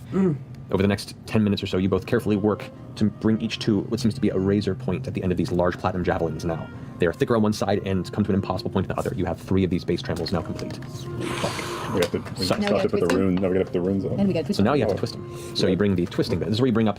I mean, you know, if you've watched the series before, I express this off and on, but I'm just really, and I think I've gone into detail on why in the past, so I won't totally rehash it, but I'm just not a fan of a long series of skill checks with no decision making as a component of those skill checks. Like, don't get me wrong. Again, I've played Blades in the Dark. That shit's all skill checks. There's literally like nothing else to do but skill checks. You know, it's not necessarily that like a long series is fundamentally bad, but if the action is essentially the same every time, and there isn't, again, an amount of decision making within it, I'm pretty low on them. Now, to Matt's credit, and sort of related to, I don't remember which commenter said the reason to run it this way is for everyone to contribute. There are several ways to mechanically impact skill checks. And so if there is a varying series of skill checks where it's like you do this type of skill check and then that type and then that type, like there's a big variety of it, there can be some decision making in how you assist the person doing the skill check. What kind of spells do you use? Can a given marshal use the help action or something similar, right? Is there a way to manipulate the skill checks in towards your favor? And I think that can be interesting, and that can have just some decision making. But I think that the decision making there is even then pretty light. I don't think it is that interesting. Of how can I simply affect mechanical skill checks, especially with, you know, something like you're going to be casting guidance every time. It's just not, skill checks like aren't complicated enough to really make the decision making like that interesting, at least in my opinion. So it is tough for me to even like find things to defend within it, because the baseline of like this important thing is just to throw like 20 strength checks at them. I think that's kind of failing from the start, but I don't know. The leg vice. So you go ahead and you clamp it in there. This is without your help. Yep. This is now you taking and heating the metal and twisting it as you go. So make another blacksmith. I can guide you. I can do nothing else. This is a dexterity. Oh, it's dexterity still? Then keep the advantage. That's great. Yeah. Okay. You have advantage. I'm tired of this. Does he have any more inspiration? Sure. That's pretty good. Yeah, keep inspiring. Wait. Keep inspiring. I mean, I know he's laughing, but like, I'm tired of this is, I don't think, an unfair reaction to this many strength checks back to back to back to back to back. Rolled. Oh. Yeah. Well. Yeah, but he hasn't announced You it. already rolled. Oh, really? Yeah, you gotta have the inspired first. It's a 26. It's okay. Okay. So with that, you one by one, slowly using the clamp, twist, heat up, grab clamp, twist, hammer, quick twist, and continue this process for each trammel as everyone looks on with bated breath. The deafening sound of the engine-like contraptions just fill the space like a heartbeat. The rhythm kind of gets into your muscles, and the aches begin to fade as you focus on the hammers in unison with the boom. Becomes this very kind of primal forging of the world vision to see Grog atop this anvil for over an hour at this point now, just sweating and hammering away at these trammels. A vision of the Allhammer once long ago, forging weapons of old, long forgotten and lost. Now Grog sits here, forging the means of sealing one of the biggest threats to the prime material plane by himself. As you finish twisting the final trammel, you pull it up, pointing punching them in the water that you left behind. As you pull up, you can see as the steam rises, the 3 twisted javelins of pure platinum ready for the final scroll. Okay. Wait before we give me the cool thing. I don't want to do that with everybody here. I'm not lying to you. It's really cool. I'm not shitting you. To be upset about it. Later. Okay. I promise. I promise. So now, What do you? I can. Well, let's see. What do I have to do? Yeah. well, the only hammer here is that maul, but all the chiseling and tinkering work takes a much smaller, more I delicate. do have the dwarven thrower, which is a. It's gonna have to be a smaller edge than that, like, Like what? A whisper? Edge, yeah. or like it has to be a hammer. Like a rock teeny hammer? Can we look around for a little teeny hammer? Make an investigation check. Teeny hammer. Teeny hammer. What? It has to be a hammer that's smaller than the dwarven thrower? Like what? Wait. I don't want to do that with everybody here. I'm not lying to you. It's really cool. I'm not shitting you. To be upset about it. Later. Okay. I promise. I promise. So now, What do you? I can. Well, let's see. What do I have to do? Yeah. well, the only hammer here is that maul. Okay, chiseling. Chiseling was the part that I missed. He wouldn't have this in his tinker's tools? But all the chiseling and tinkering work takes a much smaller, more I delicate. do have the dwarven thrower, which is a. It's gonna have to be a smaller edge than that, like, Like what? A whisper? Edge, yeah. or like it has to be a hammer. Like a rock teeny hammer? Can we look around for a little teeny hammer? Make an investigation check. Teeny hammer. Teeny hammer. I'll look around for a teeny hammer. 12 for me, so probably not so Make much. an investigation check. Investigation. Me too. 18 for Nope. me. It's a 9. Glad I got that roll out of the way. 15. That was ugly. Looking around, all the other tools are Or big? all the other tools are for different things, but there's no other hammer. There's just the one singular giant hammer on the chain. Have you picked it up? Maybe it changes shape when. I'm going to try picking the hammer up. Okay, you pick up the hammer. I'm going to think about. I'm going to try and attune to it. I'm going to try and Okay, think so about. you take a bit of time to attune with it if you feel that's something you could try. Is it? I'm going to examine it. I'm going to kind of give it other than that, like. I mean, like, why not? Yeah. Check. Let's see what happens. Well, that's better. 21. 21. This is definitely an enchanted hammer. You take time with it and focus, and once you feel the essence of attunement begin to drift into this hammer, you unattune from one of your other items. Yeah. And you will it. The hammer actually shrinks down into a small light hammer, like ball peen hammer. Cool. Smart humor. Okay. Drop animus for now. Sure. These steamed artifacts. Oh shit. I dropped my drop. Oh. I don't know.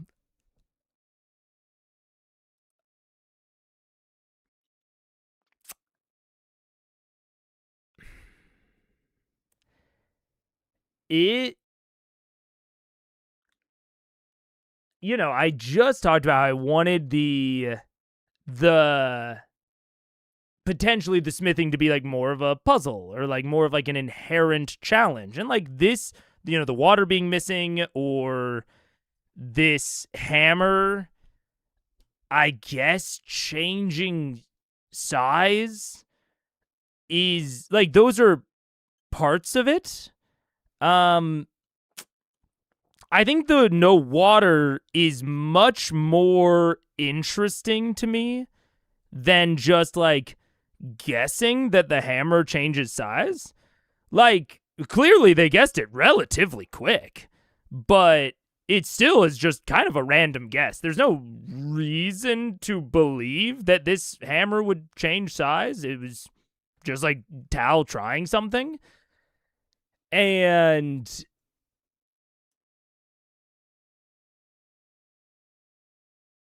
yeah, I think Matt just got kind of lucky that he got it that quickly.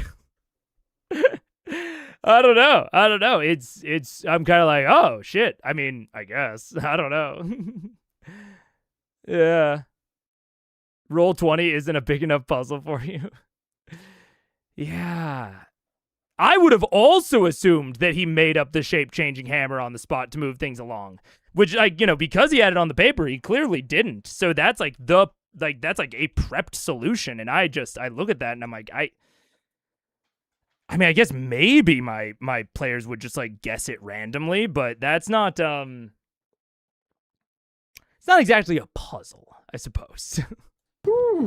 So, now with this tinier hammer in your grasp, you walk over and put the trammels on the anvil. You grab some of the chiseling implements, and the two of you together begin to work on. And you're mainly just there taking the hammer and driving the back of the chisel while he's guiding the design because you don't know what vision he has. I think I think you are right in some ways, Ivo, but I do think that, like, you could lean more into the fact that the gods are giving you this information from 800-900 years ago, right? 1,000 maybe.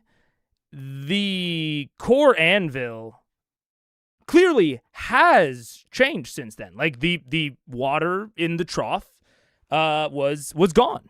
And they had to come up with a way to cool down the metal during the smithing process without the original water that would have been there. And so I do think there is opportunity for puzzle here. Like, I don't think you need... Or I don't think that just because the instructions from the gods are involved, the gods are not omnipotent in this setting. They don't know the current state of the forge. Certain things could have been corrupted, broken. Some things are missing, like the water. So I think there is puzzle opportunity here. Like, I even imagine something like, you know, you don't have the smelter, or maybe the smelter has lost some of its juice. It's like leaking and it can't get the metal hot enough, right? Then maybe, you know, Keyleth could turn into a fire elemental to heat it up more, or use just the heat metal spell, right? I think there are ways to essentially break the process in a way that is disconnected from actually figuring out the process. Like, the process can be broken in some way that is separate from the knowledge of how to do it. You know what I'm saying? So that's why, like, you know, the water was fairly simple. He narrated it and they almost immediately solved it. But that was far more interesting and compelling to me than the skill checks or just like randomly attuning to this hammer, because there was a clear problem and they used the tools at their disposal to solve it. And I think that's more interesting. It's more interesting of a way to get other people involved in the sequence. So, I don't know. It's tough. I loved the combat. But the secondary bit of the session I'm not as into. Yeah. Yeah. The only hammer's the big one, but what if big one is tiny? You're totally right. Dang, it would be cool for them to have to reassemble the forge. I'm glad. I'm glad you agree. Cause yeah, that would be that would be kind of cool. Or even, like, you know, I can imagine. Actually, I'll actually give a fantastic example of this in pop media. Of Thor in, what the fuck movie was that? It wasn't Ragnarok. Was it in Infinity War? Where he, like, has to fucking, like, skill check, like, fucking, I'm gonna close the thing of the star, and then the star has to, like, shoot through him, and then Peter Dinklage, Tyrion, is there, and Tyrion forges the new weapon for him. I don't remember exactly how it went, to be fair. But that's, I think, a good example of, like, the degradation of the forge is the thing that is driving the conflict and the problem solving here. Like, Peter Dinklage knows how to do it, but he literally can't. And that's where our heroes have to come in and help. So even if Grog knows how to do it, the other people might have to, you know, take up little roles to help. Yeah. Yeah. If they went to the Allhammer, they could have had a way easier time in the Forge. Maybe. Yeah. There's a logic, but I can't remember if all of it's been shown before. Assume you have a small throwing hammer. If you're a giant and you attune to it, it might size up. That's fair. Like, there is a logic there. And you know, I don't want to be too harsh about it, because, like, I'm always hesitant about being harsh about something that seems like it just needs to be guessed, but Matt's players guess it pretty quick. Like, if the guess comes fairly quickly, there might be a little bit more to it than I am initially perceiving. Like, just because I didn't guess it quickly doesn't necessarily make it invalid. So I'm always hesitant about critiquing those sorts of moments too hard. But I feel comfortable saying that I like the water much more than the hammer. Yeah. It's such a playground for finding what each player can do. Scanlan could figure out the acoustics so the anvil sound doesn't deafen them. Oh, great idea. Keyleth could reignite the flames. Grog lifts chains. Yeah. And I mean, you know, some of this is still going to like boil down to skill checks maybe, or maybe it doesn't. Like maybe they just are able to do it, but they just have to figure out what they're gonna do. Yeah, I think there's a lot of opportunity. Yeah. But anyways, let's keep going. So you've done all the groundwork, you've built the structure, the base plate for it, but you have all the intricate designs in the head that Ioun imparted with you. So now you almost go into a trance with the chiseling tools, and you have 3 in your hands, and you're juggling them behind, and you're just staring ahead. It's really weird to watch Percival go from this focused individual to just staring off into space, and his hand's going to take over, and he's moving the chisels along, each one of them almost too fast for you to keep up. And you get to the point where you're like, whack, whack, whack, whack, whack, whack, whack, trying to keep up with him as he's just moving along. As you do, you watch as this intricate scrolling begins to appear and dig itself into the side of each trammel. He rotates it with the tongs, moves into place, gets the chisel, removes it, rotates it again. And as this continues, it gets faster and faster and faster. I need you to go ahead to make a tinkering check. Do you want any guidance? Oh, I'll take anything I can get. Cat's Grace is what? Dexterity? I will happily take Cat's... Well, it's technically, that's a dex check, so if you have Cat's Grace, I'll take Is it it. a dex check? Yeah. That's what you gave to Grog earlier. Okay, then I will give you Cat's Grace That's at awesome. 3rd level, because my 2nd level spells are tapped. Okay, and so are now my 3rd level spells. So nothing more. Nothing I'm more. just bringing a higher If you have any level spell. inspiration, I'll also take it. Yeah, Sam. sure, I'll give you some. Please. So you have advantage. I will sing to you. I will sing, bang, bang, Percy's ball-peen hammer goes down on the ground. Bang, bang, bang, Percy's ball-peen hammer makes a really, really big sound. Ooh, ooh. So, the actual heat from the core anvil is enough that when you hold the trammel against it, it gives it just enough of a malleable edge for you to go ahead and chisel through it without issue. As you're going, it's 3 checks, 1 for each trammel. Okay. So, the first one. That's without inspiration. That's 31. 31. Over about 5 minutes or so, you finish and grab one of the trammels and just onto the ground. Begin on the other. Slow down.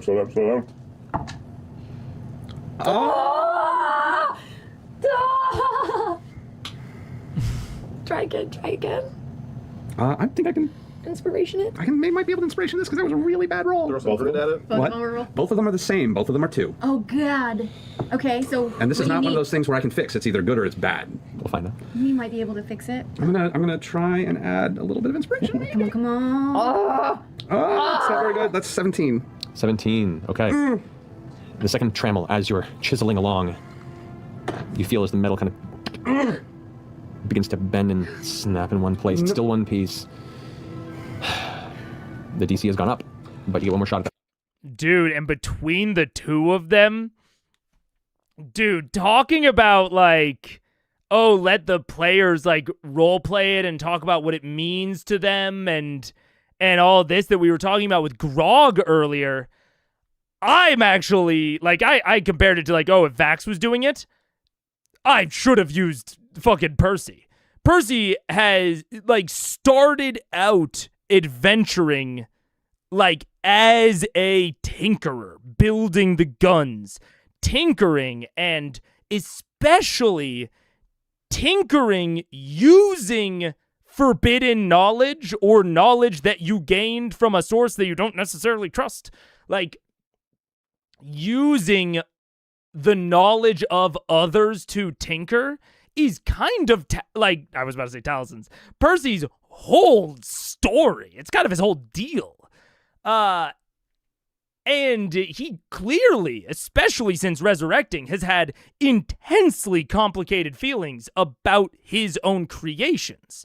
So zooming in and talking to him, seeing what Percy feels about using this knowledge that is not his own to do otherworldly tinkering, but, you know, this time for a good cause. I would be fascinated to hear his thoughts on that.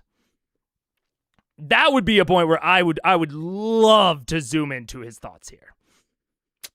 Can I get a little more inspiration if you got any? Are you out? No dice, I think. I get 6. One more. Let's take another one, just in case, because Jesus fucking Christ. Yeah, the DC was 20, now it's 25. Okay. Oh, Percy! If this fails, it's going to break a tremble. Okay. Oh, God!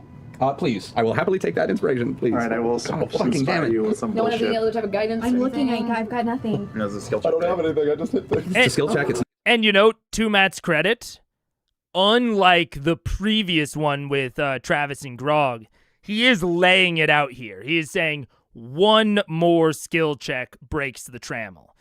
I think if we are looking at like what's positive here, like what are the good factors? We did talk about the aspect of people being able to offer resources to contribute towards the skill checks succeeding or failing. But that is difficult to do if it is not like clear when and how the consequences will present themselves. So I think Matt is making a good sort of edit here of not only telling them the DCs straight up and not needing them to like roll a bunch to get them, telling them the DCs and then saying this is the last one, last call, bars close, and use all your resources while you got them. I think it's a good call here. not a save. It's. I mean, I could try and intimidate you. Oh, wait, I don't get to add anything. Now, someone did say earlier, I don't know if this would be different in Daggerheart, and obviously I brought up Blades. I do think it's different in both of those systems, particularly because both of those systems abstract all of the combat into their skill check system, besides the damage in Daggerheart. That's the only part that's not really abstracted, and although it's kind of abstracted, but still kind of not, because there's no like stress thresholds. There's only damage thresholds that then deal HP. So there is still a distinction between combat and non-combat in Daggerheart that doesn't exist in like Blades. But in both systems, the core skill check mechanics have more depth to them. So the decision or the and not only do they have more depth to them, but there are more features that interact with more differing facets of a given skill check, right? Compared to D&D, there's a higher proportion of features that interact with just skill checks at a base level compared to in 5e. Especially out of combat. So I don't necessarily think that like the core evaluation changes, but I do think that the benefit that does still exist in 5e, but I think it is bigger in Daggerheart or in Blades. I think there is that benefit grows in those systems. Because the decision of how to affect the skill check is a decision with more options in those systems compared to in 5e. So that is, I think, the primary difference that would be here. Would it still be like my first choice even in those systems? Maybe, maybe not. But I think the benefits are higher. From the hammer for this either. No, it's just a no. Okay. The hammer is allowing the process Do we to need to take do place. this right now? Can we take nappies and come back? We could.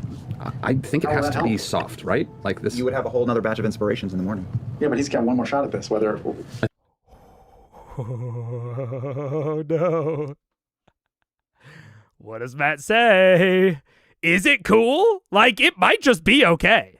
Matt might just say, yeah, you want to take an extra day for this? Okay.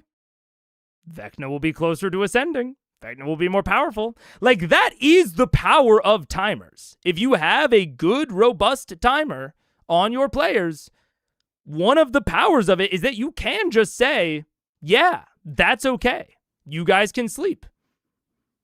There are going to be consequences to sleeping, but like that is your risk to figure out. Do you want to take the risk of Percy doing this with low resources? Or do you want to progress the timer and have Percy be more guaranteed to work? Like that's a decision. This is a decision. This is a good decision. That is only a decision unless the GM introduces some conceit as to why they can't just wait. I don't see any reason they couldn't wait. Maybe Matt will make one up right here. But I think if you're leaning into your timers well, you don't even have to make anything up here. You can just say, yeah, sure, go ahead. Progress the Vecna Ascension clock 1. Go ahead. So that is, I hope that Matt sticks to his guns and just says it's okay and just relies on the Vecna timer. Maybe even reminds them of it out loud. I think that'd be great. But I hope that he doesn't contrive some reason that it has to happen right now while he's on low resources. I hope that doesn't happen. Yeah. My DM always has things on a timer. We can miss entire things because of it, but the world feels so much more alive. Yeah. And like in some ways, it creates less issues for certain plot beats. Like it makes this not even a problem. If there was no timer here, huge problem. They could just long rest between each trammel check and, you know, be pretty guaranteed to make it. But with the timer, that's a lot less of an issue. I think we have to do it now, right? The chance is there. It's up to you. I mean, like, but like, give me one more inspiration if you can, and see where we go. I will sit up all night with this fucking thing. I will sing one more song to inspire you. I will sing, "Here's a little song I wrote."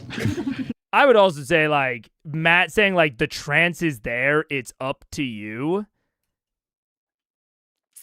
I think is bad as a response. Because I think, as we've been talking about throughout this, Grog and Percy should have an idea of whether or not, of what degree of risk it is to stop the process now. Like what degree of risk is it to stop and say, we'll finish this tomorrow?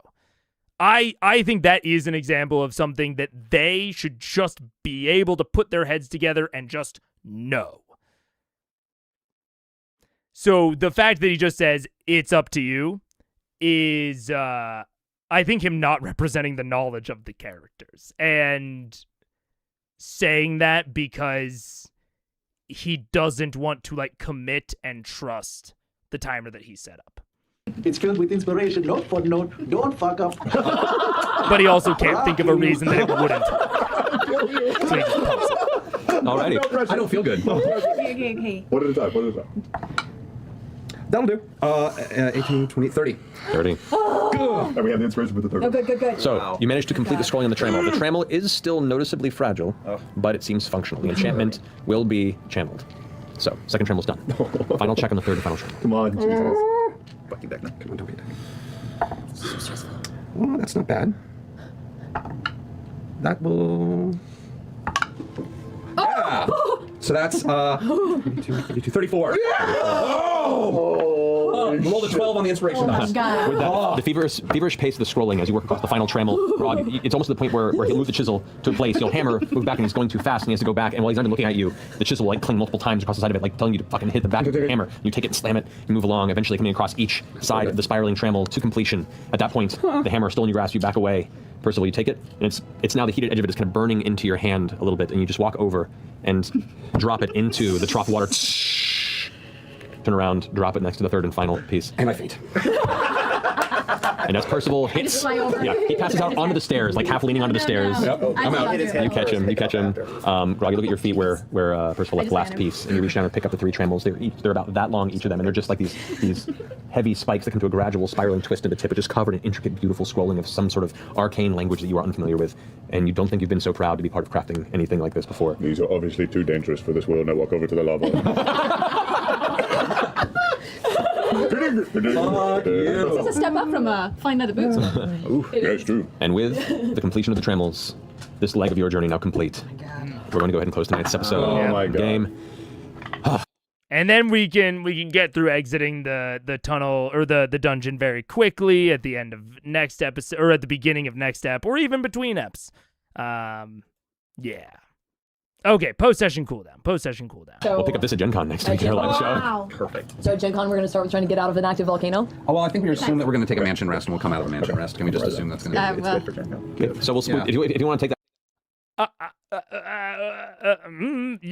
Fucking love it. At that point, I will say at the end of this episode, you guys take a mansion rest. No? No? Yeah, No, sure. no, okay. it's not out. We're Do you have fucking- any spells left, Scanlan? Can you do? I saved one level 8 spell for such a thing. My boy. So we head into the mansion. And I technically have one 7th level spell. So if we want to go into the mansion and then I can plane shift us home, we can do that. Or wherever we want. That's true. So we can plane ship mansion wherever we need. Plane shift And if we go into the wherever we mansion, want. the first purple servant that hands me a salad, I behead, unless it's the Go Phoebe Popus. So are you going to long rest and then plane shift, or plane shift and then long rest wherever you land? Plane shift and then long rest. And we'll Well, figure out where we're y'all, that'll be exciting was we'll let If we're everyone know in the where we're mansion, going he to be. can't see us. So that's the only thing. It might be good to like Sure. rest inside the mansion so he can't like attack us before we attack him. But we're going to go, are we just going straight to him or? We don't know. All right, mansion. I will just be burning my 7th level That's spell the at one the top thing. of the day instead of at the end. Right. So let's plane shift somewhere in mansion. Oh, well, no. I can only plane shift us on this plane by basically kind of hacking the spell because the mansion is another plane of existence. Yeah. So I can't plane shift us on this Oh, no, we plane. need to- I we have need to to plane rest. to another plane. Yes. We need to Rest in rest. the Let's rest in mansion, mansion. though, Right. Then Yeah, ignore it. Yeah. Be cool. We'll figure it out. Then we'll at the figure it top out of at the Gen next. Con. Yeah. We'll figure it out in Indianapolis. Fuck it, we'll do it live. Do it live. Alrighty then. So we'll pick up there next week at Gen Con. Whew. All right, guys. Well, thank you so much for. Or you could figure out between the sessions also, just for a home game. Just calling it out. Fucking I understand why they want to do everything on camera. giant What a dick. sword swinging bastard. Is he even wearing underpants under that? No, We he's don't not. I know. saw his balls. I saw his balls. It's just a big iron pendulum. Yep. Essentially, yeah. Legendary action, the nut swing. Yeah. Oh, goodness My balls are not gracious. orange Get all of our stuff. Oh, Do we need man. to bring our own binder to Gen Con? Yeah. Yeah, so bring your binders, bring your sheets. The binders, Otherwise, bring rest of the you, sheets. thank you for joining us as always. Thank you, Matthew.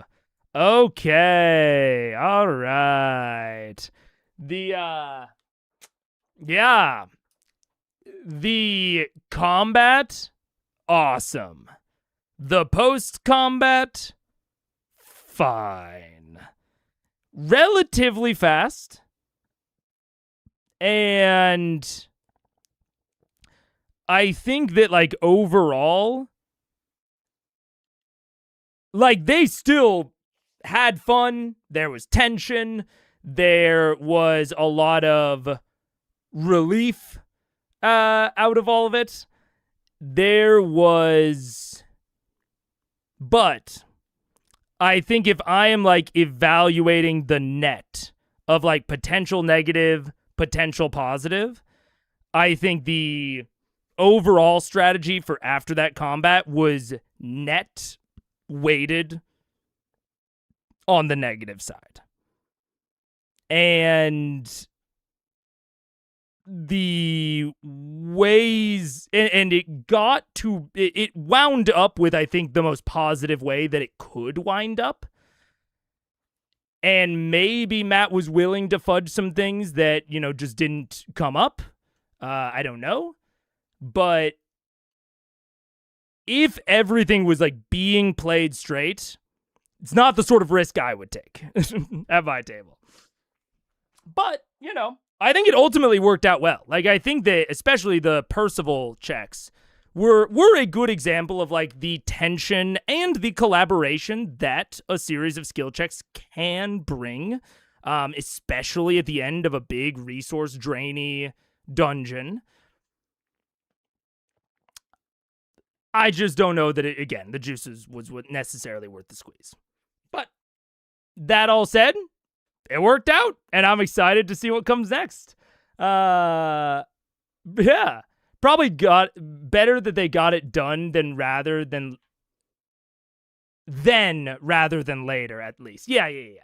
I agree. I think like ultimately, it was positive outcome.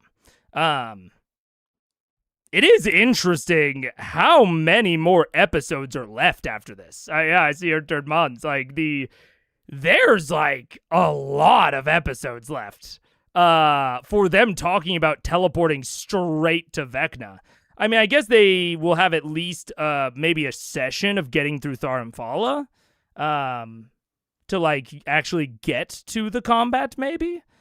But and then I can maybe add in, like, another episode just for random chaff. But And then I guess we have like 2. No. Oh my God, how many? I think we have 3 or 4. No, 3. We would have 3 or 4 then episodes that I just like can't account for. Weird.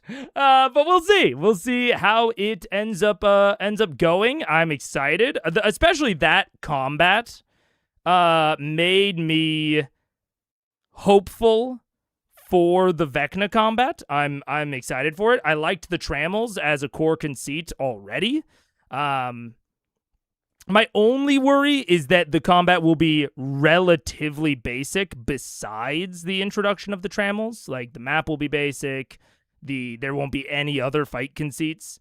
I hope that's not the case, but even so, the trammels are pretty good. So I'm not too worried about it. And maybe there'll be a mini boss, maybe like Delilah or something. We'll see. But I'm stoked to see it. I don't know when I'll be back next. I'm trying to hit Mondays. Mondays feel achievable right now. Like they feel like an amount of time I can kind of carve out given everything else.